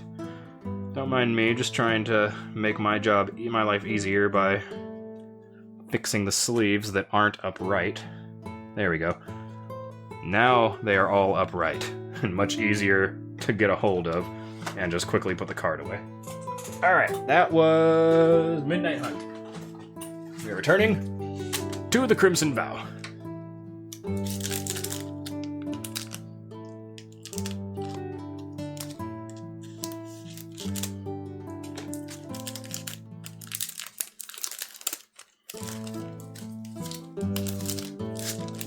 Ooh, very pretty. I actually have a foil of this card that the art is. It is the Demonic Bargain from Crimson Vow, and the foil of it is drop-dead gorgeous. Absolutely love it. We've got ourselves a Mountain, a Griff Rider, Perish Blade Trainee, Adamant Will, Blood Hypnotist, a Markov Waltzer, a Weary Prisoner, another Binding Geast, a Belligerent Guest Showcase, the Showcase Skulking Killer, that's one I don't have.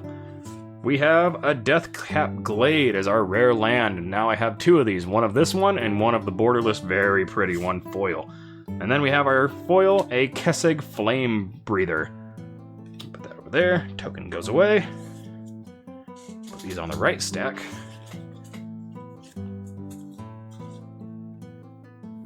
Yeah, I took some time off of work this past week. Let's see, what's today? Today's Wednesday, which means I'm on day 5 of my vacation. And I go back on Monday, so I still have some time left, which means that I'll get to have some fun putting these into their respective spots. That was Crimson Vow. Back to the hunt. The good news is, like, I've got the entire set basically filled out in the binder. I put like little pieces of sticky notes in them with the names of which cards are going where, so that it's easier for me to basically be like, oh, take the sticky note out, put the card in, and just fill up the spots. Art card for this Midnight Hunt is Delver of Secrets. We now have the art card for this and the thing it turns into. Got ourselves a nice foil forest. Might have to put that into my deck and replace another one with it. Shipwreck Sifters, rather. A Geast Wave. A Devious Cover-Up is another one that I would like to have in a slasher deck if I do, because it's someone hiding a corpse as a scarecrow. Blessed Defiance. A Ritual of Hope. Cathar's Call. We got ourselves a Showcase Candlegrove Witch. A Devoted Graft Keeper. Transforms into a Departed Soul Keeper. We have a Harvesttide Infiltrator that flips to become a Harvesttide Assailant. We have a rare, an Augur of Autumn. This is a human druid. You may look at the top card of your library anytime. You may play lands from the top card of your library, and Coven ability. As long as you control 3 or more creatures with different powers, you may cast creature spells from the top of your library. I might make a witch deck with Coven. use the coven thing a lot. Oh, this is creepy. Oh, this is creepy. We have a foil Stolen Vitality. Good God, that art is terrifying. There's nothing like a good meal to really lift the spirit. I dislike it. I dislike it. Talk about your horror cards. Stolen Vitality, that definitely sounds like a card that would be good in a slasher deck. I dislike it. I dislike it a lot. Augur of Autumn. As much as I like druids, I have never found the urge to make a druid deck in Magic the Gathering. I imagine it'd be pretty beastie. Honestly, that wasn't my intention when I started saying that. I was just babbling about making a druid deck, and beastie's a common adjective I use for powerful.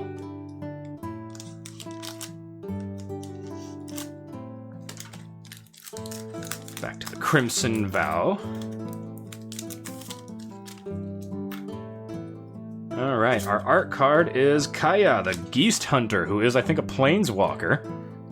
We have a Giant Swamp, Siphon Essence, Repository Scab, Stitched Assailant, a Wretched Throng, a Brambleworm, a Retrieve, another Weary Prisoner, a Showcase, Alluring Suitor. Ooh, we got ourselves a big ol' rare here. We got ourselves Dorothea, Vengeful Victim, as a borderless alternate art showcase. I don't know which one this is, but that is beautiful. That is stunning. And when she dies, she becomes the Dorothea's Retribution.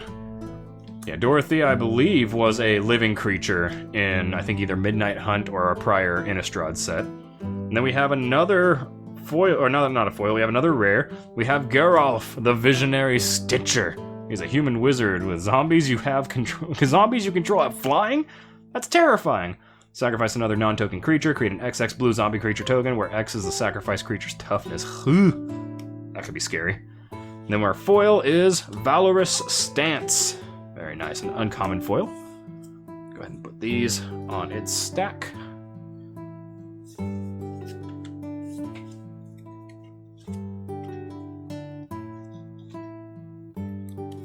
Having a lot of fun doing this. This is, I've been sitting on these boxes for a few days now because I was like, I want to stream them. I want to stream the unboxing of them because I've never done a stream of unboxing and pack opening.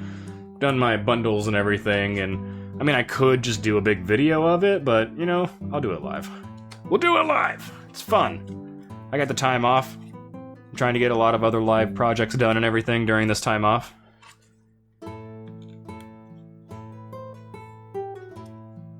Alright.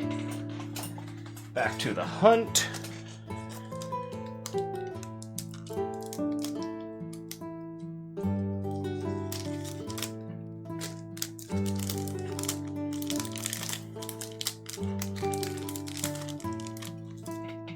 Our art card is Gisa, the Glorious Resurrector. This is one of the cards I'm looking forward to get. I got an alternate art of her already.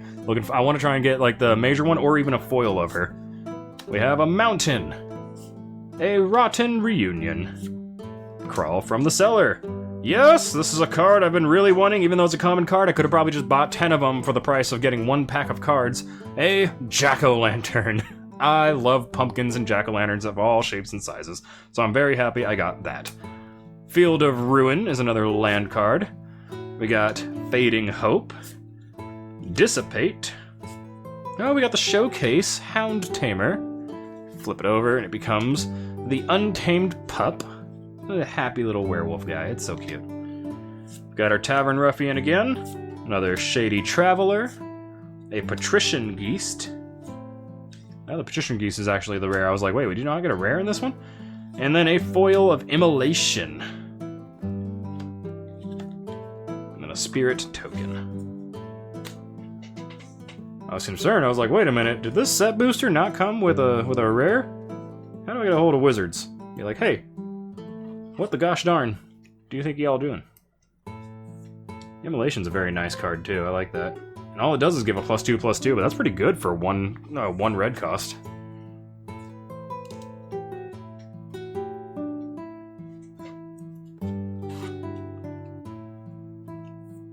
we go. Alright, back to Crimson Vow. I did go check my mail between parts of this stream, because I've only got one more card coming in the mail before my first ever homemade commander deck. Well, technically the first commander deck I've ever made ever comes in the mail, or is finished. I need one more card. It's the Wildfield Scarecrow. We have an Undead Butler art card, returning to Crimson Vow. And once I have that Scarecrow, my commander deck is complete, at least the first draft of it, and then I can try it against somebody.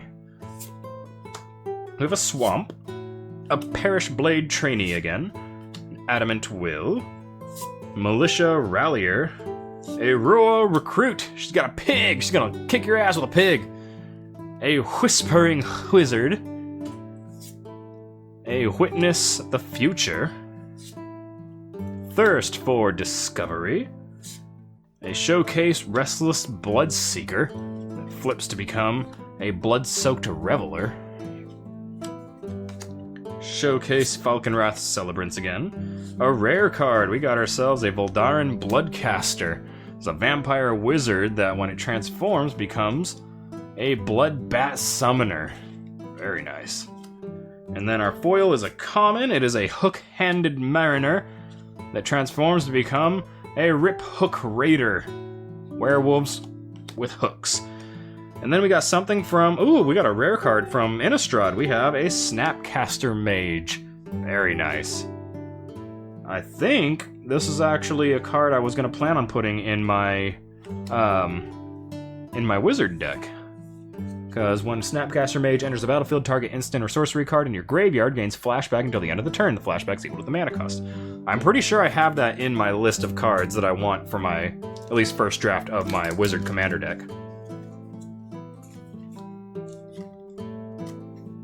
Right now, the commander of that deck is Gandalf the Grey.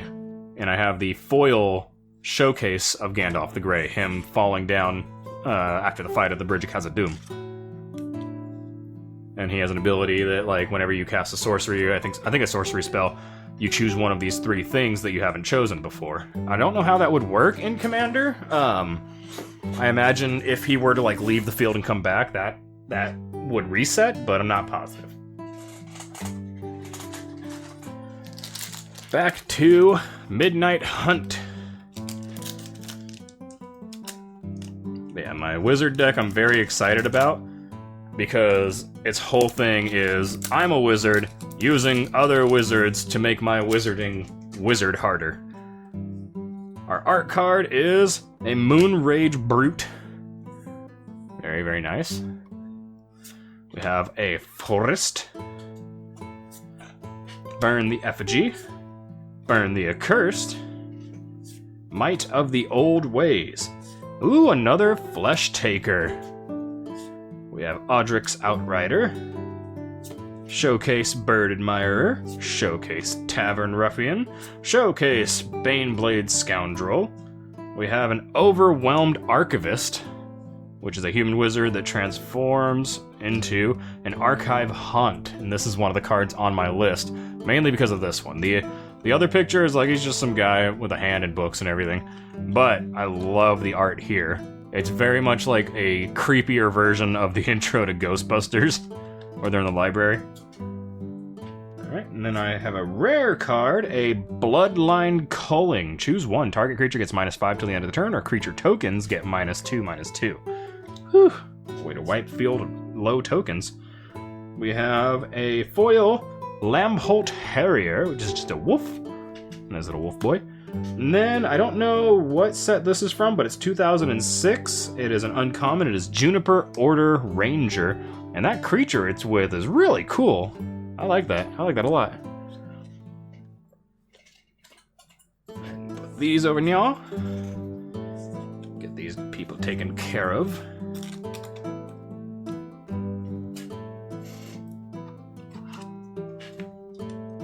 And again, these are just getting sleeved until I can find their way home in my binders, where they will still have the perfect fits on them, but they won't have the sleeves.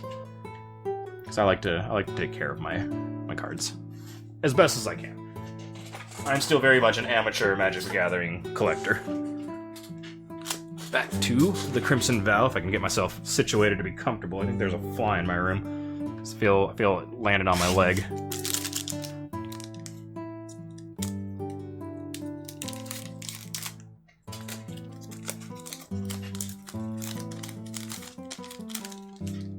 Alright, our art card is Catilda Darnheart. It's the Darnheart Martyr. No, the Dawnheart Martyr, who was a major character in the Midnight Hunt and was killed by Olivia and is now a vengeful spirit, I believe. We have an island, an adamant will again, more militia ralliers, another rural recruit, nature's embrace. That's a very pretty art card. Some frenzied devils, wash away, Lambholt Recontiel, which transforms into a Lambholt Ravagel. Another showcase, Restless Bloodseeker. We have a rare land, a dual land, the Sundown Pass. Enters the battlefield unless you control 2 or more other lands, and it does red and white. Put that to the side. We have another rare. We have our Voldaren Bloodcaster again, which we had last time. She turns into the awesome Bloodbat Summoner.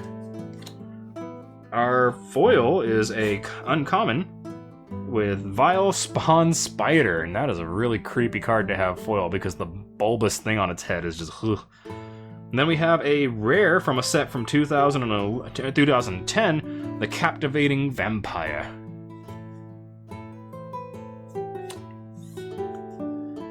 Put these up in here.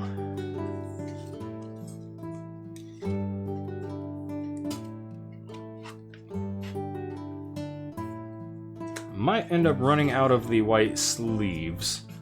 If that's the case, I will just keep them in these. In the perfect fits. I just need to make sure they won't slip and slide all over the place, although the white sleeves are slipping and sliding all over the place right now anyway.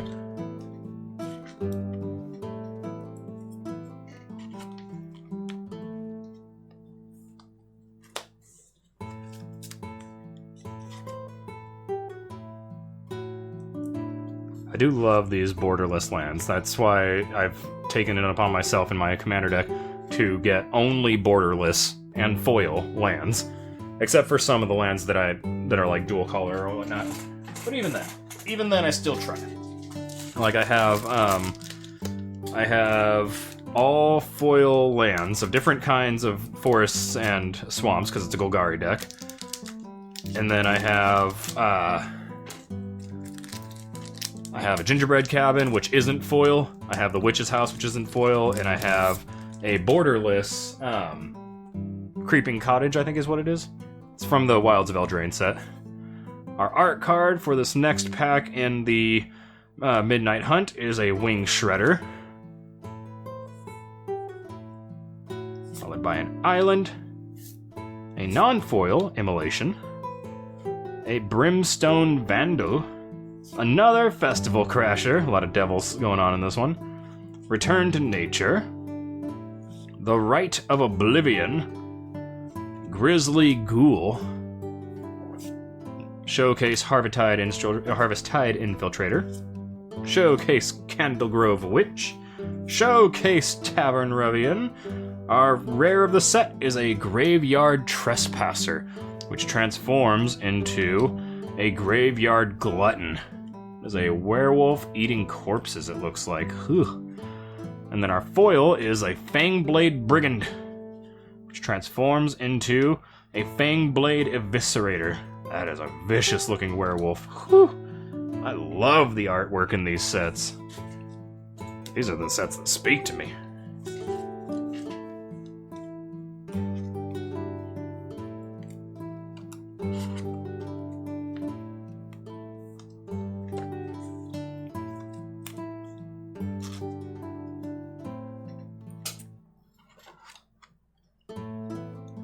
Alright.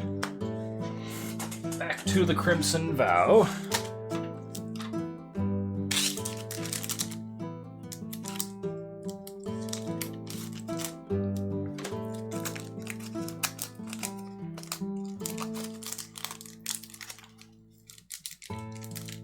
Oh, this set's fighting. I have a fake theory that when the set's fighting, it means it's got some goodies inside. Well, the art card is Markov Waltzer. Very, very fancy. Well, we're already nice with this awesome foil island. A Moldgraph Millipede. A Witch's Web. A Toxic Scorpion. Massive Mite. Sigardian Paladin. A Cloaked Cadet. Another Binding Geast. A Showcase Belligerent Guest. Showcased Blood Tithe Harvester. Our rare card is an Ill-Tempered Loner that transforms to become a Howlpack Avenger. That thing is creepy. And then our foil is Vampire's Vengeance, which is an uncommon. Vampire's Vengeance deals 2 damage to each non-vampire creature, and then I create a blood token. For the price of 3. 1 red, 2 colorless.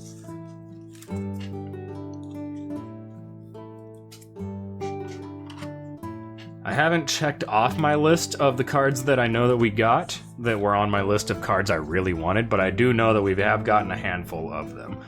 We haven't gotten some of them, like one of the big ones I really, really want is the Meat Hook Massacre from the Midnight Hunt set, but that is a rare, rare, rare card that is worth probably about $60, I think, as of my last estimate. As the last time I checked the market pricing. I think it's worth about $60. So if I get it, I am not going to be selling it. Oh no, I'm going to be using that thing, but it would be really cool to not have to pay the $60 to get a hold of that card.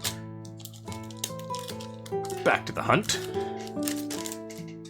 Our art card is Storm the Festival, where werewolves are attacking, because the whole plot of Midnight Hunt, I believe, is that the events of Eldritch Moon, there's now an Eldrazi trapped in the moon, and it's causing the night and day cycle to go out of whack, so people are werewolves longer because the moon is out longer, and they're going crazy being werewolves for so long.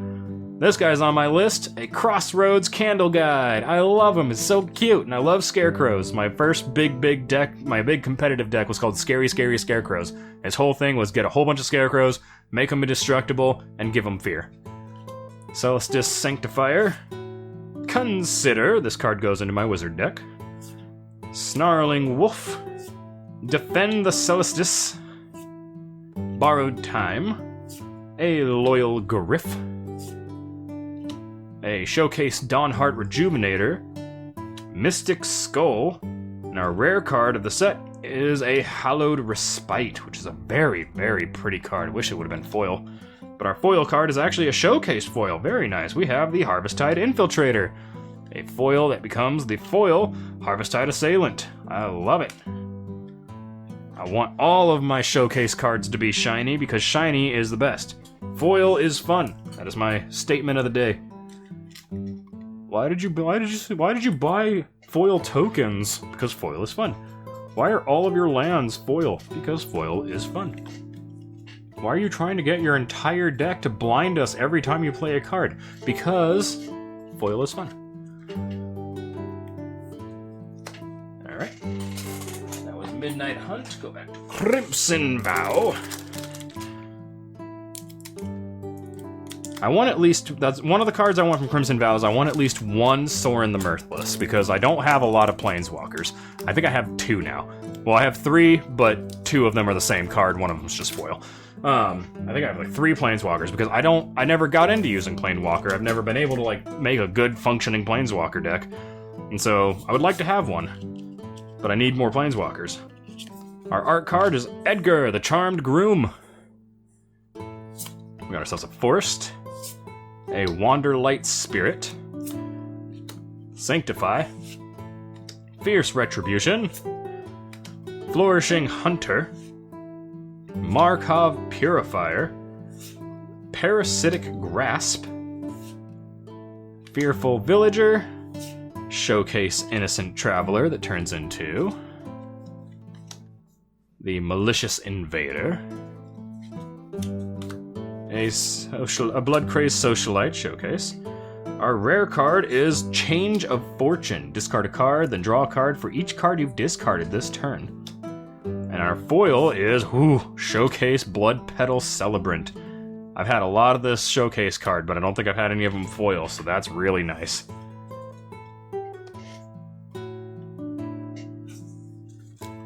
Make sure that gets taken care of.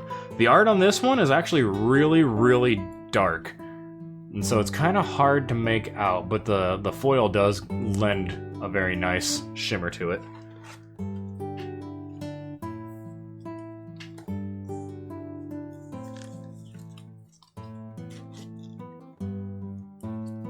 Yeah, I'm going to be running out of these white sleeves here in a bit. I don't have any other sleeves to put them in because I've only gotten 3 packs of these sleeves. I am liking the Dragon Shield sleeves. I get the KMC Perfect Fits, but then I get the Dragon Shield sleeves of different colors. I have 4 of them. I have a white one. Let's see. I've got white matte. I've got jet matte, gold matte, and tangerine. The jet and tangerine are the colors of sleeves I'm using for my deck, my commander deck, and my tokens, respectively. Art card for this next Midnight Hunt is Primal Adversary. We got ourselves a Plains. Secrets of the Key. Flip the Switch! Pestilent Wolf. A Bounding Wolf. Dual Craft Trainer. Dryad's Revival. Ooh. Got a very nice showcase Shady Traveler. I don't remember if we got one of these ones yet. It turns into a Stalking Predator. I do know we have the showcase Bird Admirer. We have a Lunarch Veteran, which I think we got in the first one. Ooh, rare card that I was really, really wanting. We have a story spotlight, the Fateful Absence. This is Soren the Mirthless returning to Edgar, his grandfather, I think's, tomb and realizing that he's missing. And then our foil is a Hobbling Zombie, which is a common, but I like it. I like zombies. And then we have a rare from a 2008 set that symbol I'm not familiar with. This is a Balefire Liege. Other red creatures you control gain +1/+1. Other white creatures you control gain +1/+1. When you play the red spell, Balefire Liege deals 3 damage to a target player, and whenever you play a white spell, you gain 3 life. I don't know much about red and white decks, but that sounds pretty good. That sounds pretty good. Gonna have to get another one of these KMC packs out, though. I bought it in a set of, I think, 6? No, yeah, 6.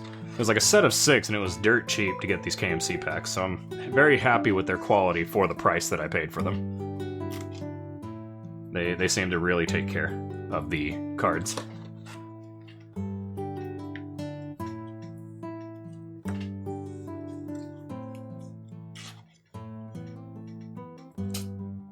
I'm wondering almost if... I'm wondering how the story spotlights go. Like, if they're in order from first card of the set to the last card of the set. Like, this is card 18 in the set of 277. I'm wondering if this would take place, like, the events of this take place before, like, random card, like, card 45 of 277 story spotlight would be. I don't know. I'm still new to all this, but I'm learning it. I'm having a good time learning it, too. This has been a very happy return to Magic the Gathering. One of my favorite channels to watch play Commander actually just released a video this morning featuring a guest from one of my favorite YouTube channels of all time, and so it was a nice thing to wake up to because I knew I was going to be doing this stream today. We got our art card for this next set from Crimson Vow is Audric Blood Cursed. It was really cool. Don't know if he's a vampire or not. He's got the symbol of the angel. I can't remember her name. Alvina or something. Got a Plains. Sheltering Boughs. Crushing Canopy. Evolving Wilds. Lightning Wolf. Sanguine Statuette. Blood Tide Harvester. Blood Hypnotist. A Drog Skull Infantry. Showcase Blood Tithe Harvester. Our rare card is a story spotlight, Glorious Sunrise. That looks like Catilda, the girl that died. So I'm wondering if she was able to come back. Well, that's pretty cool. Our foil is an uncommon Ancient Lumberknot. Excuse me.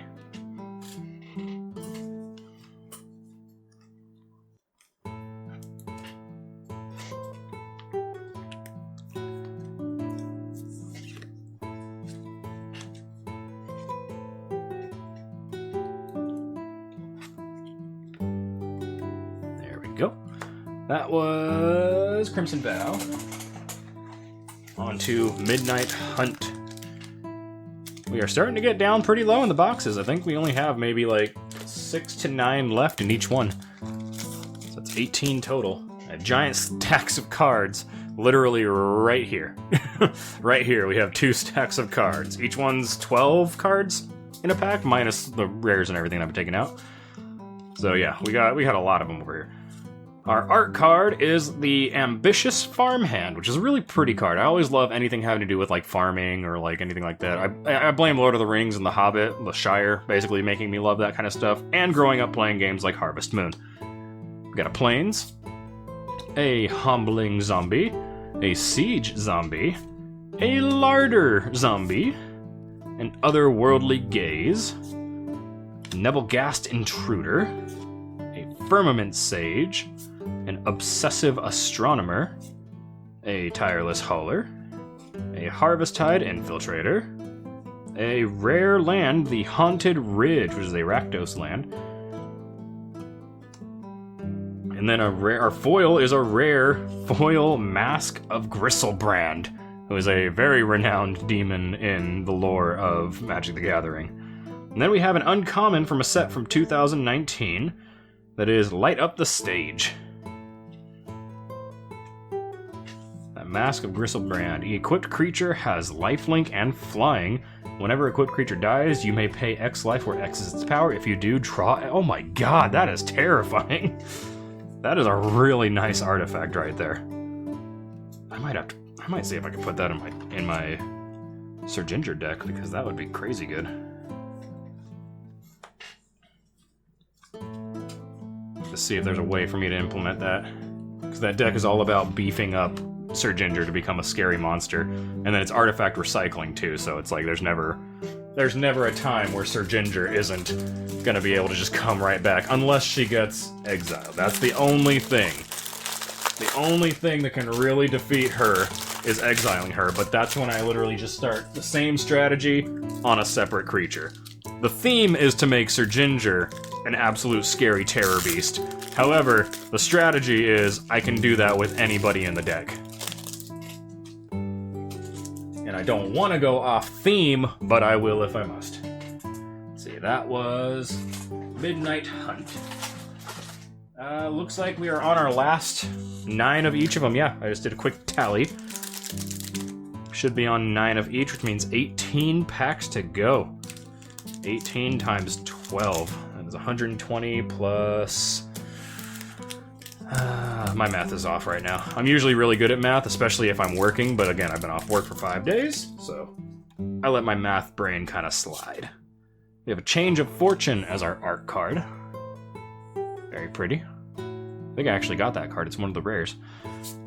A Swamp, a Militia Rallier, a Rural Recruiter, another Nature's Embrace, Into the Night. This is one of the cards I really wanted. A Lantern of the Lost. When Lantern of the Lost enters the battlefield, exile target card from the graveyard, and then you exile the card, exile this card, pay 1 and tap it, exile all cards from all graveyards, and draw a card. Mainly, I love the art.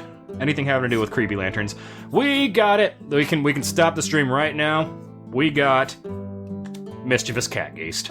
Mischievous Catgeist was one of the biggest ones I wanted from Crimson Vow, because I mean, just look at it.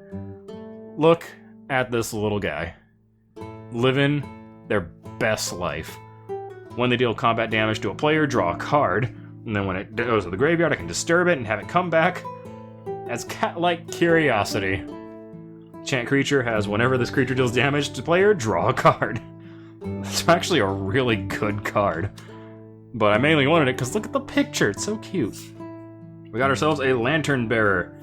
A Showcase Markov Purifier. Showcase got Gluttonous Guest.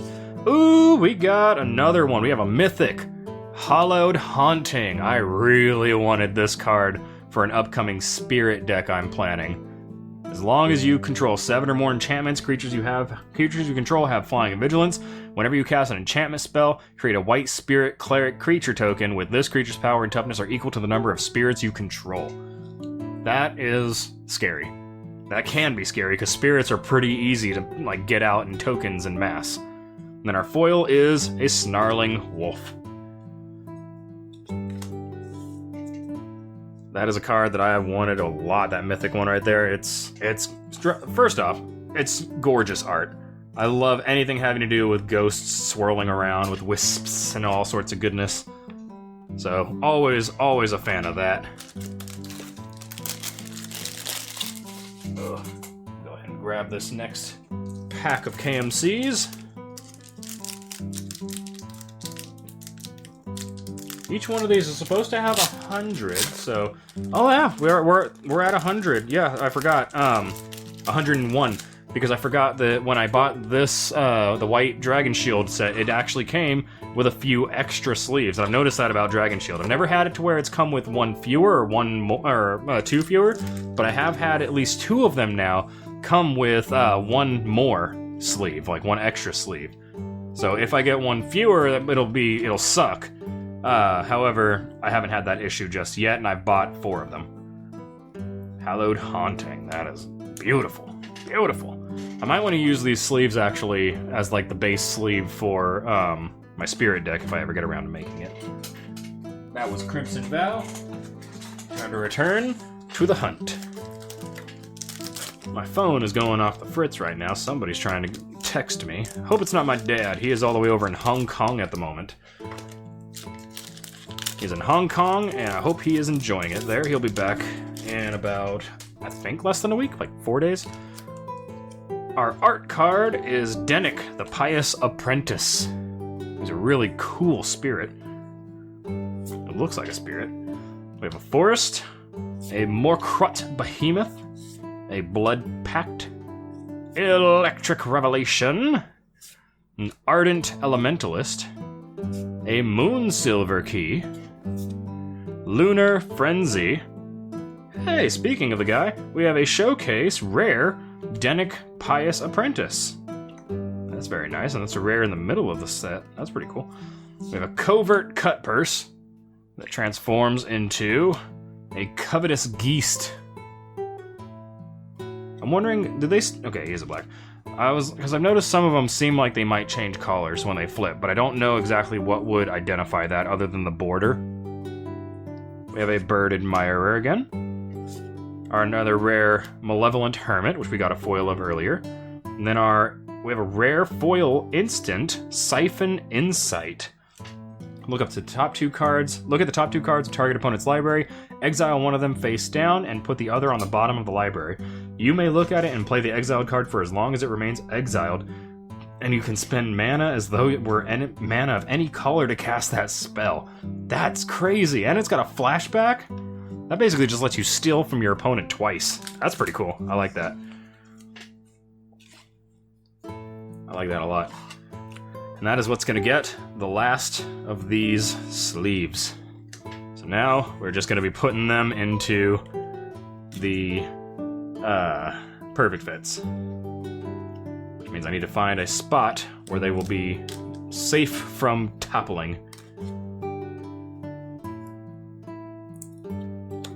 There we go.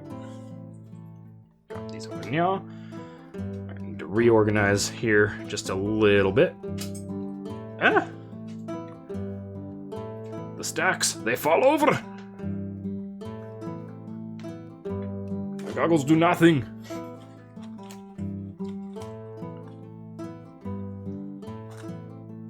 We are now at 103 rares and mythics and foils.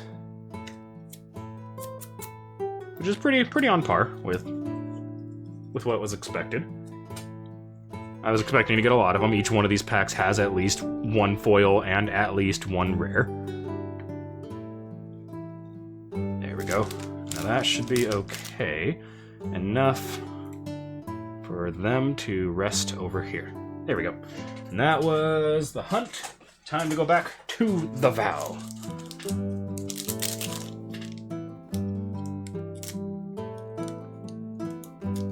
Once again, for the VOD of this, I will be releasing it as one really long video. I do not think I will be turning this one into a series of TikToks, because it would take me a whole week to do. The art for this one is a Dorothea's Revenge, or Retribution, not Revenge. We have ourselves a nice pretty island, another Nature's Embrace, another Sheltering Boughs, another Crushing Canopy, another Evolving Wild. I'm starting to see a pattern with these ones. These 4 cards in particular seem to show up very frequently in these packs, and they seem to take up a chunk of the pack every single time. Come on, Wizards, don't do that. Circle of Confinement, a Dawnheart Geist, Radiant Grace, Unholy Efficient. Oh, we got ourselves a rare that I have wanted to. We have a Showcase Ange Maid of Dishonor. I love it. I am very happy about that. We have another rare, a Dream Shackle Geist. Very cool. And then our foil is a Blood Hypnotist. Very pretty. But I'm happy I got Ange. I was looking forward to hopefully getting that one. Because I do have Olivia. I have, not the showcase one, I have the regular Olivia. But I do have Olivia. I don't have an Edgar yet, and I don't have a Sorin. Those are 2 other ones that I really want. I want Sorin, I want Edgar, and I wanted Ange. I have Olivia's Attendants. I have a few of those ones. I think I have both showcase and regular.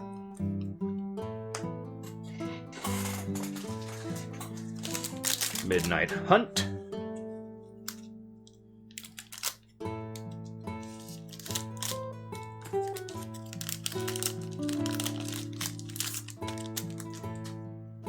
Alright, we have a Voldaran Stinger as our art card.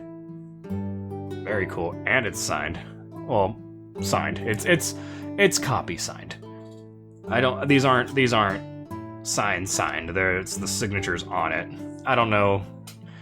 It's cool, I love it. I love having it. I would have liked it to be an actual signed card, but I understand that they probably don't want to do that too often. They'll just do one and put it on there. We got a Forest, Path to the Festival, No Way Out, an Eccentric Farmer, Diregraph Rebirth,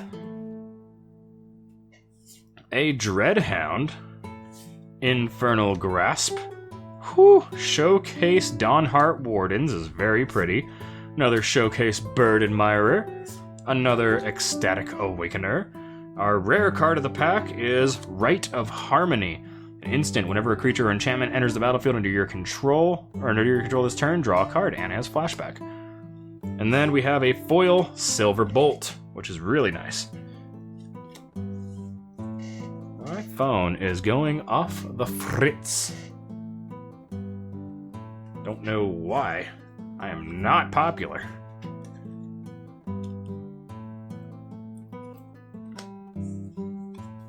It's probably my work. I do keep in touch with my coworkers and everything, even when I'm on vacation and on work, because I like my coworkers. They're nice people. The management, not great. There's like 1 or 2 managers I've met that are like really cool. Everyone else is basically like screwing us to make it look like things are running better to their higher-ups. Alright, back to the vow. We have Hallowed Haunting, the card the mythic card I just got the artwork for it now. Very cool. A foil Forest, the Unhallowed Phalanx. I just realized that is a 1/13. Cost 5, it enters tapped. But if you can get this out on turn 5, you have yourself basically a wall. At least for one creature, an pretty much indestructible wall, because I doubt by turn 5 many people are going to be able to do 13 damage. Aim for the Head, Undying Malice, a Rot-Tide Gargantua, Lunar Rejection, which I think I have a foil of that one from one of the bundles, a Runebound Wolf, a Hookhand Mariner, A twin blade geist. Very nice. This transforms into a twin blade invocation. Oh, I love the idea that the spirits, when they're defeated, come back as enchantments that help the mortals of Innistrad. It's such a cool concept. We got Blood Petal Celebrant, another rare land that I really like, the Dreamroot Cascade. Very pretty. And then our foil is Aim for the Head. And then we have what looks to be a common from 2018. I don't know what set it is, but it is a Gitu Chronicler, Human Wizard. When it enters the battlefield, if it was kicked, return target instant sorcery from your. Oh, that's not bad. That might be something potentially for my wizard deck.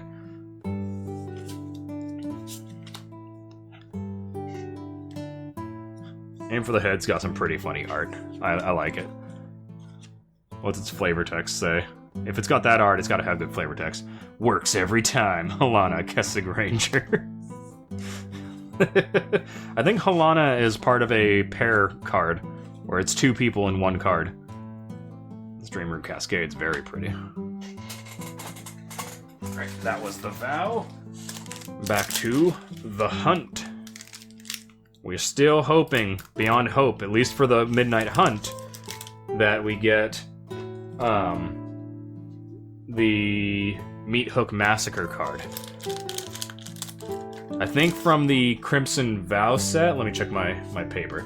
From the Crimson Vow set, I believe the one I'm looking forward to trying to get the most, besides any of the ones from the Dracula set, because I love Dracula, is I really, really want the borderless Chandra Dressed to Kill, or I want Olivia Crimson Bride. I'd be okay if I got Henrika Domnathi. I would be okay with that. Back to the Midnight Hunt, we have ourselves a Candle Grove Witch art card, a Mountain, Novice Occultist, Blade Brand. Target creature gains Death Touch until end of turn, and it's an instant for a... That's pretty good. You can throw that down as an instant. Never do that as a main phase. Voldaren Stinger, Dawnheart Rejuvenator, a Storm Skrillex. Oh, I just realized that the video I have with the music just ended, and it went right into an ad. I don't have my headphones on, that's why. Reset this. I don't have my headphones on because it was getting too hot in the building. And it's not, we have a whole house fan, but it's not cool enough outside to warrant it. There we go. Alright, fixed that. Storm Skrillex, a Drake Horror. Very nice. We have Seize the Storm, which is a card I have on my wanted list because look at that art! I mean, just look at it, it's gorgeous! We've got two titanic beings fighting around this little house. Ooh, this is pretty. We have a mythic Sigarda, Champion of Light, borderless, alternate art, showcase, whatever you want to call it.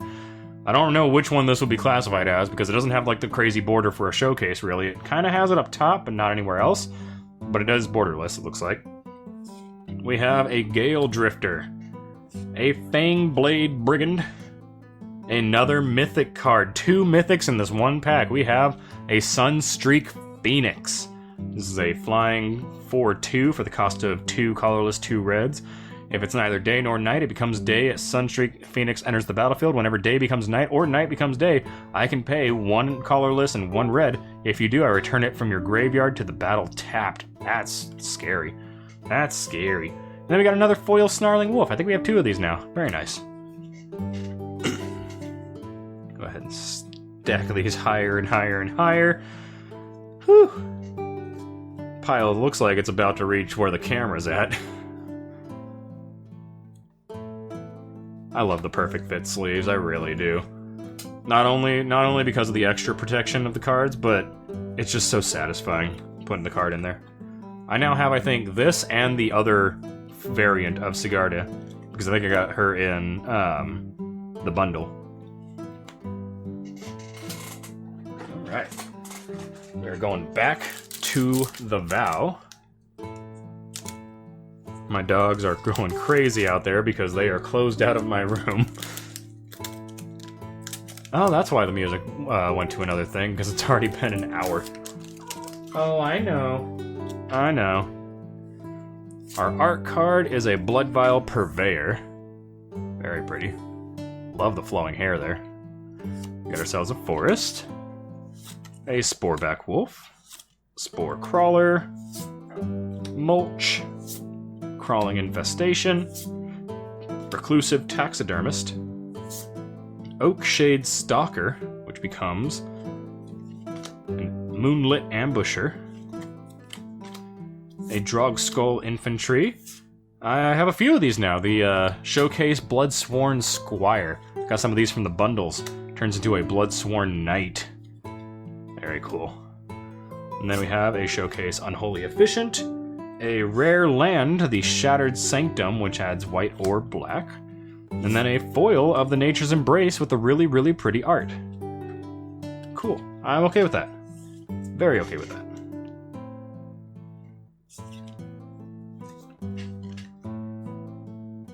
Go ahead and if I can get this in here right. Got a lot of organizing to do later, but I'm okay with it. I'm happy about it. I like organizing. It's something that brings me peace. It brings me joy. We're returning to the Midnight Hunt. I know we're jumping forward and backward in time with this, not really doing this in a chronological order, but I like the flipping back and forth between them. Our art card is Lisa, Forgotten Archangel. Really cool. Our land is a swamp. We've got a Falconwrath Perforator. Famished Foragers. Ugh, it's back! Stolen Vitality. I dislike it. It gives me the shivers. I don't like it at all.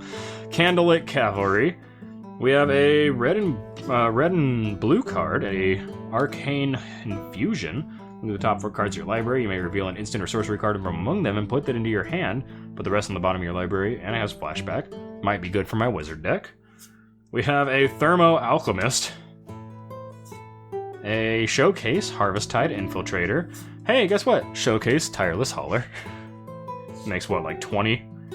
We have a Morning Patrol, which I think I have a foil of. I'm very happy about because I like this. Rare card is Wake to Slaughter. It is a sorcery, Rakdos. Choose up to 2 target creature cards in your graveyard. An opponent chooses one of them, return that card to your hand, return the other to the battlefield under your control. It gains haste. Exile it at the beginning of the next end step. That's crazy. That's really cool. And then our foil is awesome. It's the Homestead Courage. It's all the villagers basically like taking care of their farm. I like that. So I know I just recently said it too, but I love anything having to do with like farmlands and whatnot. My favorite place to go to when I was growing up playing World of Warcraft, my favorite questing zone was Westfall. Westfall was really nice. It was the fields right next to the beach, and it had a like rogues guild basically secretly in control of it, and really fun stuff. But it always brought me joy, and the music there was really nice too. And I don't know, I always loved it. I'm a sucker for a good farm kind of thing. Again, I blame The Hobbit, The Lord of the Rings, and Harvest Moon. Oh, I'm sorry, it's not Harvest Moon anymore. It's Story of Seasons. Is that the name of the entire franchise now? Because they like lost the rights to use Harvest Moon. I don't know much about that, but I did hear about it, and I was like, I always refer to it as Harvest Moon because I played it all the time on the original Game Boy. That was my traveling game right there. We were playing that, and we were playing Pokemon Red. We got an art card, Blood-Crazed Socialite. Got ourselves a mountain. Ooh, we got a Wayne Reynolds art. I love Wayne Reynolds art. He is the guy who did all the major art for Pathfinder and then Pathfinder 2nd Edition. We have an Estwald Shield Basher. His art is so unique that I'm able to be like, anytime I see it, I was like, oh, that's Wayne Reynolds.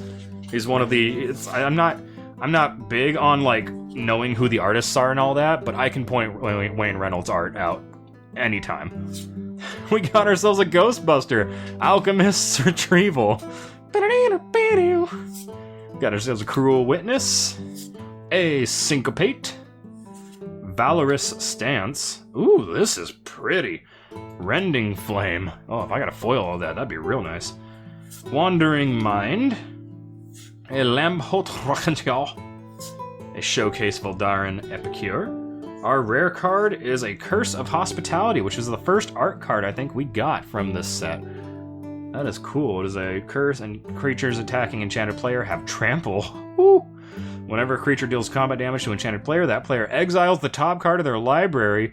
Until end of turn, that creature's controller may play that card and may spend mana as though the mana was any color to cast that spell. So they get a benefit from that, but basically they're going to get hit a lot with trample. And then we have a Showcase Foil Skulking Killer. Very nice. I don't think I have the regular Skulking Killer now. I didn't have either one of them, I don't think. And now I only have Showcase ones. Oh, I'm okay with that. I need one for my collection, obviously, but I think the Showcase one would be a lot harder to get, or more expensive to get a hold of, than the regular one.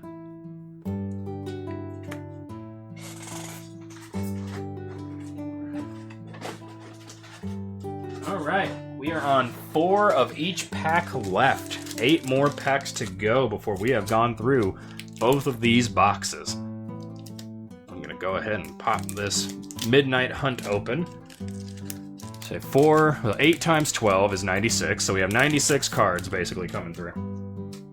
Not counting the art cards, I don't think. I don't think the art cards count as part of the 12. We have a Catilda Dawnheart Prime art card. We have an Island. A Falcon Abomination, which is horrifying to look at. A Drown Guard Amalgam. Pax Betrayal. Blood Weaver. Rise of the Ants, which sounds like a 60s sci-fi movie. Turn the Earth. A Showcase Bird Admirer. A Showcase Tavern Ruffian. Another Ecstatic Awakener. We have our mythic card, the Consuming Blob. Bam, bam, bam. Consuming Blob's power is equal to the number of card types among cards in your graveyard, and its toughness is equal to that number plus 1. At the beginning of your next step, create a green ooze creature token with this creature's power is equal to the number of card types among your oh god. You throw this on the field, and every single end step, you're getting another one of it? That's terrifying. I love that. Put that with, I think it's Parallel Lives or Hardened Scales. I think it's Parallel Lives, where whenever you create a token, you create 2 twice as many tokens or something like that. Throw that with this, you got yourself a scary time. Then we got a foil of our very, very recurring Tireless Hauler Showcase card. Foil's nice, though. I'm okay with getting the Showcase cards that I have a lot of already, if it's a foil. Because the Showcase cards go with the foil very, very well. But that Consuming Blob, whew, that's fun. I like that. I would have a fun, because I never played Commander before. I would have fun making my classic horror monster movies deck into a Commander deck so that I can just throw around all sorts of things. Because it was just vampires, werewolves, and zombies. Because it's a 60 card deck, I didn't want to overinflate it. It's already overinflated enough. But with a Commander deck, it's one of each card too. I could basically fill that thing up with cards that all represent classic horror. I would need to have the Dracula set, obviously, so hopefully this Crimson Vow set that I'm opening up right now has it. We have a Plains art. We got a Forest. Another Aim for the Head. Undying Malice. Rot-Tide Gargantua. A Persistent Specimen. Storm Chaser Drake. Geestlight Snare. Hook-Handed Mariner. A Restless Bloodseeker, the regular one now. I don't think I've had the regular one yet. Turns into the Blood-Soaked Reveler. I love the art on this one. I love that. I like that more than the Showcase art. Blood Petal Celebrant Showcase. We have a rare card, a Falconwrath Forebear. Flying, it can't block whenever it deals combat damage to a player. Create a blood token, sacrifice 2 blood tokens, play 1 black to return it from the graveyard to the battlefield. And then we have a foil Story Spotlight and the Festivities. Alright, I believe we have 6 more packs to go. We have 3 more chances at getting the Meat Hook Massacre. And then 3 more chances of getting the Borderless Olivia, any of the Dracula cards, the Borderless Chandra. I'd be okay even without the borderless Chandra. I just want Chandra. I love Chandra. Chandra's awesome. As far as Planeswalkers go, Chandra's one that I always wanted to make a deck with because I think she's just a cool... I love her, like, the hair catches fire kind of thing. Being a redhead, I liked that. Who would have thought? Back to the Midnight Hunt. We have a Fields of Ruin art card. We got ourselves a Swamp. Dire Graph Horde. Eaten Alive. Rotten Reunion. Evolving Wilds. Foul Play. Voldaren Ambusher. Stromkirk Blood Thief. Bait Hook Angler. Tireless Hauler. Ooh, we have a rare Willow Geast. This is a tree folk spirit. It only costs 1. It has trample, 1/1. Whenever 1 or more cards leave your graveyard, put a +1/+1 counter on it, and when it dies, you gain life equal to its power. That's a good card to throw out early in the game. Because you throw this out, and then anytime anything dies, it gets more powerful, and then when it dies eventually, you gain more life. That's awesome. And then we have a foil Covetous Castaway that transforms into a Ghostly Castigator. Whew, that is pretty with the blue and the foil. Oh, it makes my eyes happy. Alright. We have 5 more packs. 3 more of the Vow, 2 more of the Hunt. And then we have gone through all 60 of these Magic the Gathering cards. And hopefully made a gigantic dent in my collection of these 2 sets. Oh, I completely forgot. I'm sitting here like a dummy. I'm sorry, Coveted Castaway. I cast you away by not paying attention to you. And then Willow Geast. Die beneath a tree, wake up a part of it, is the flavor text. I like that. Alright. For this next Vow pack, we have an art card of Runo Stromkirk. The guy that turns into a big old Lovecraftian beast that I originally thought was Davy Jones. We have an island, Hungry Ridgewolf, Snarling Wolf, Sheer Strike, Wolf Strike, a Whispering Wizard, Witness the Future, another Lantern Bearer. Ooh, I don't think I had this one. Wolfkin Outcast that transforms into a Wedding Crasher. Whew. We have a Showcase Belligerent Guest. Our rare is another Demonic Bargain. I didn't get one in this set, but I did get one. I got a foil one of these in the bundles. And then we have a foil Toxic Scorpion. Lastly, we have a card that's a reprint from a 2000 set that I'm not familiar with called Aura Shards. Whenever a creature comes into play under your control, you may destroy target artifact or enchantment. Very, very nice.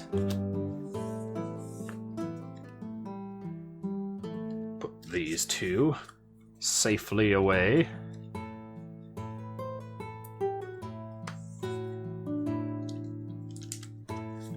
If I could, and I might do this eventually, once I have a complete set, because I currently don't have a complete set of any of the sets of Magic the Gathering, but once I do, I would love to have them all have the entire set sleeved up in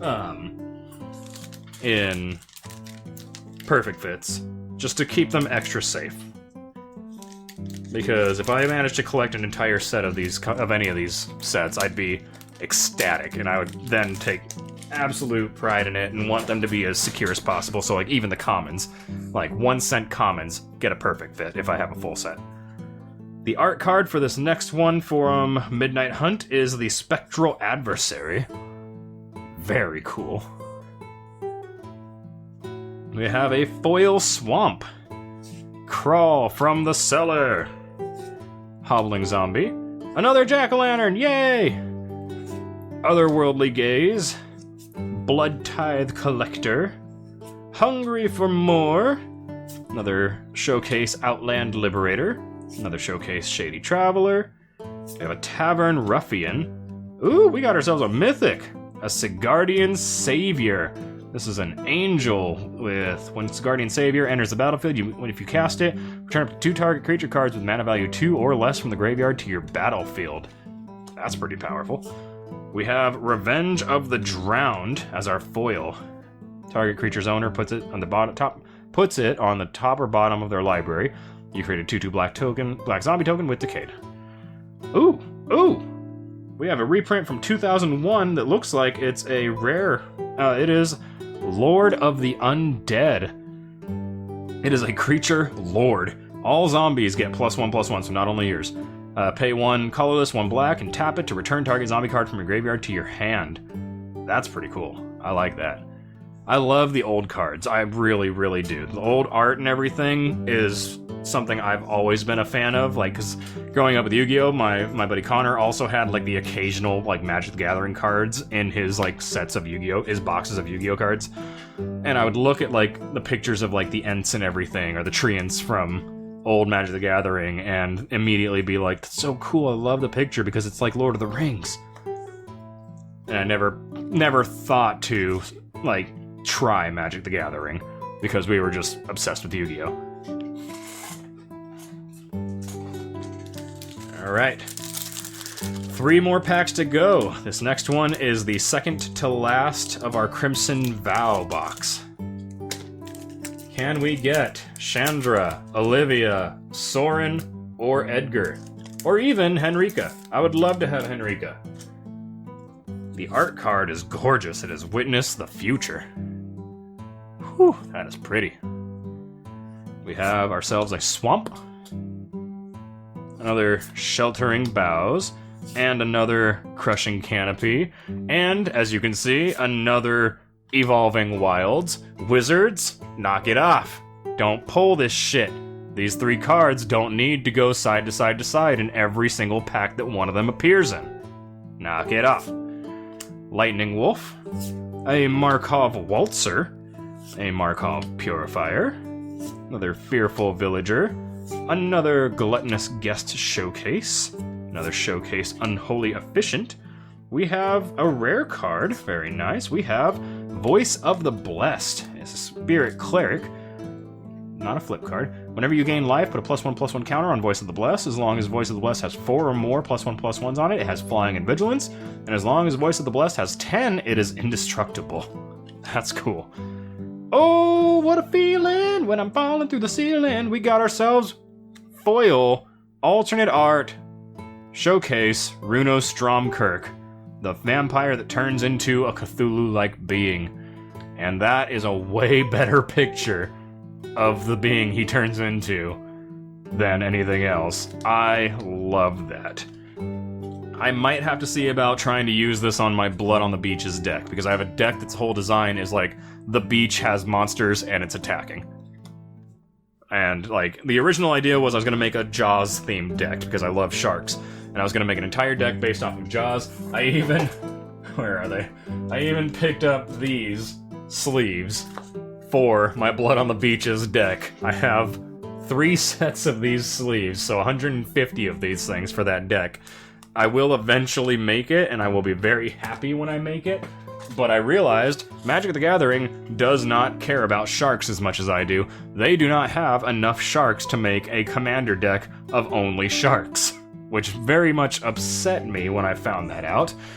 So I started looking at, okay, well then what's other things? The same concept. It's like creatures live in the ocean, are attacking the beaches. And so now I'm doing krakens, sharks, leviathans, all sorts of things. And basically my idea is to try and find some way to give them all island walk. And then get an island over to my opponent's side of the field, even if they don't have blue decks. That would be my ultimate hope for that deck. But it's stuff I gotta research and everything, and I'm still working on my first ever commander deck, and I haven't even played with it yet. So it's something I'm gonna have to learn and work with, because I do eventually want Blood on the Beaches. Alright, we are at our last of the Midnight Hunt pack. This is the last chance I have right now to get a hold of the Meat Hook Massacre. Our art card is Village Revelers. Or wait. Village Reavers, my bad. We have a Foil Plains, very nice start. Revenge of the Drowned, an Organ Hoarder, which is something I don't think I have yet, so that's cool. A Component Collector, Lambholt Harrier, Winterthorn Blessing, a Root Coil Creeper. We have a rare commander card, Visions of Ruin. It's a sorcery. Each opponent sacrifices an artifact. For each artifact sacrificed this way, you create a treasure token. It has flashback. We have a Gale Drifter. Ooh, this is pretty. We have ourselves a Showcase Spell Rune Painter. And when it flips, it becomes the Spell Rune Howler. I love this art. This is gorgeous. This is like old Tales from the Crypt, almost like creepy comic book style. The rare in this one is unfortunately not going to be the Meat Hook Massacre. However, it's a Croaking counterpart. That art just gets me like Croaking counterpart. Frog is the sincerest form of flattery. It's a sorcery. Create a token that's a copy of a target non-frog creature, except it's a 1/1 green frog. And it has flashback. And then we have ourselves a foil Clear Shot. And then we have one from a 2018 set that, again, I'm not recognizing. It looks like a common. It is a human wizard, though, the Gitu Chronicler, which I think I actually got one of earlier. Let me double check my outside of the set collection that's been building up over here. Yep, it's another Gitu Chronicler. Oh, I also got 2 of the Aura Shards. Nice. Alright. Well, we did not get the Meat Hook Massacre from the entire box of Midnight Hunt. I'm okay with it, though. It's not. I don't get defeated by stuff like this. I knew going into this that there was a good chance I'm not going to get the cards I really, really wanted from the set. I mainly was like, it's cheaper for me to pick up. It's significantly cheaper for me to pick up these 2 boxes right now. Hope that I can bulk out all of the things in my collection that might cut down those costs from the 700 to 800 range, maybe down to a way more manageable range. That's the idea. But we do have one last chance with Crimson Vow. Can we get any of those like top 5 cards I've been looking for in Crimson Vow? Let us see. Let us see.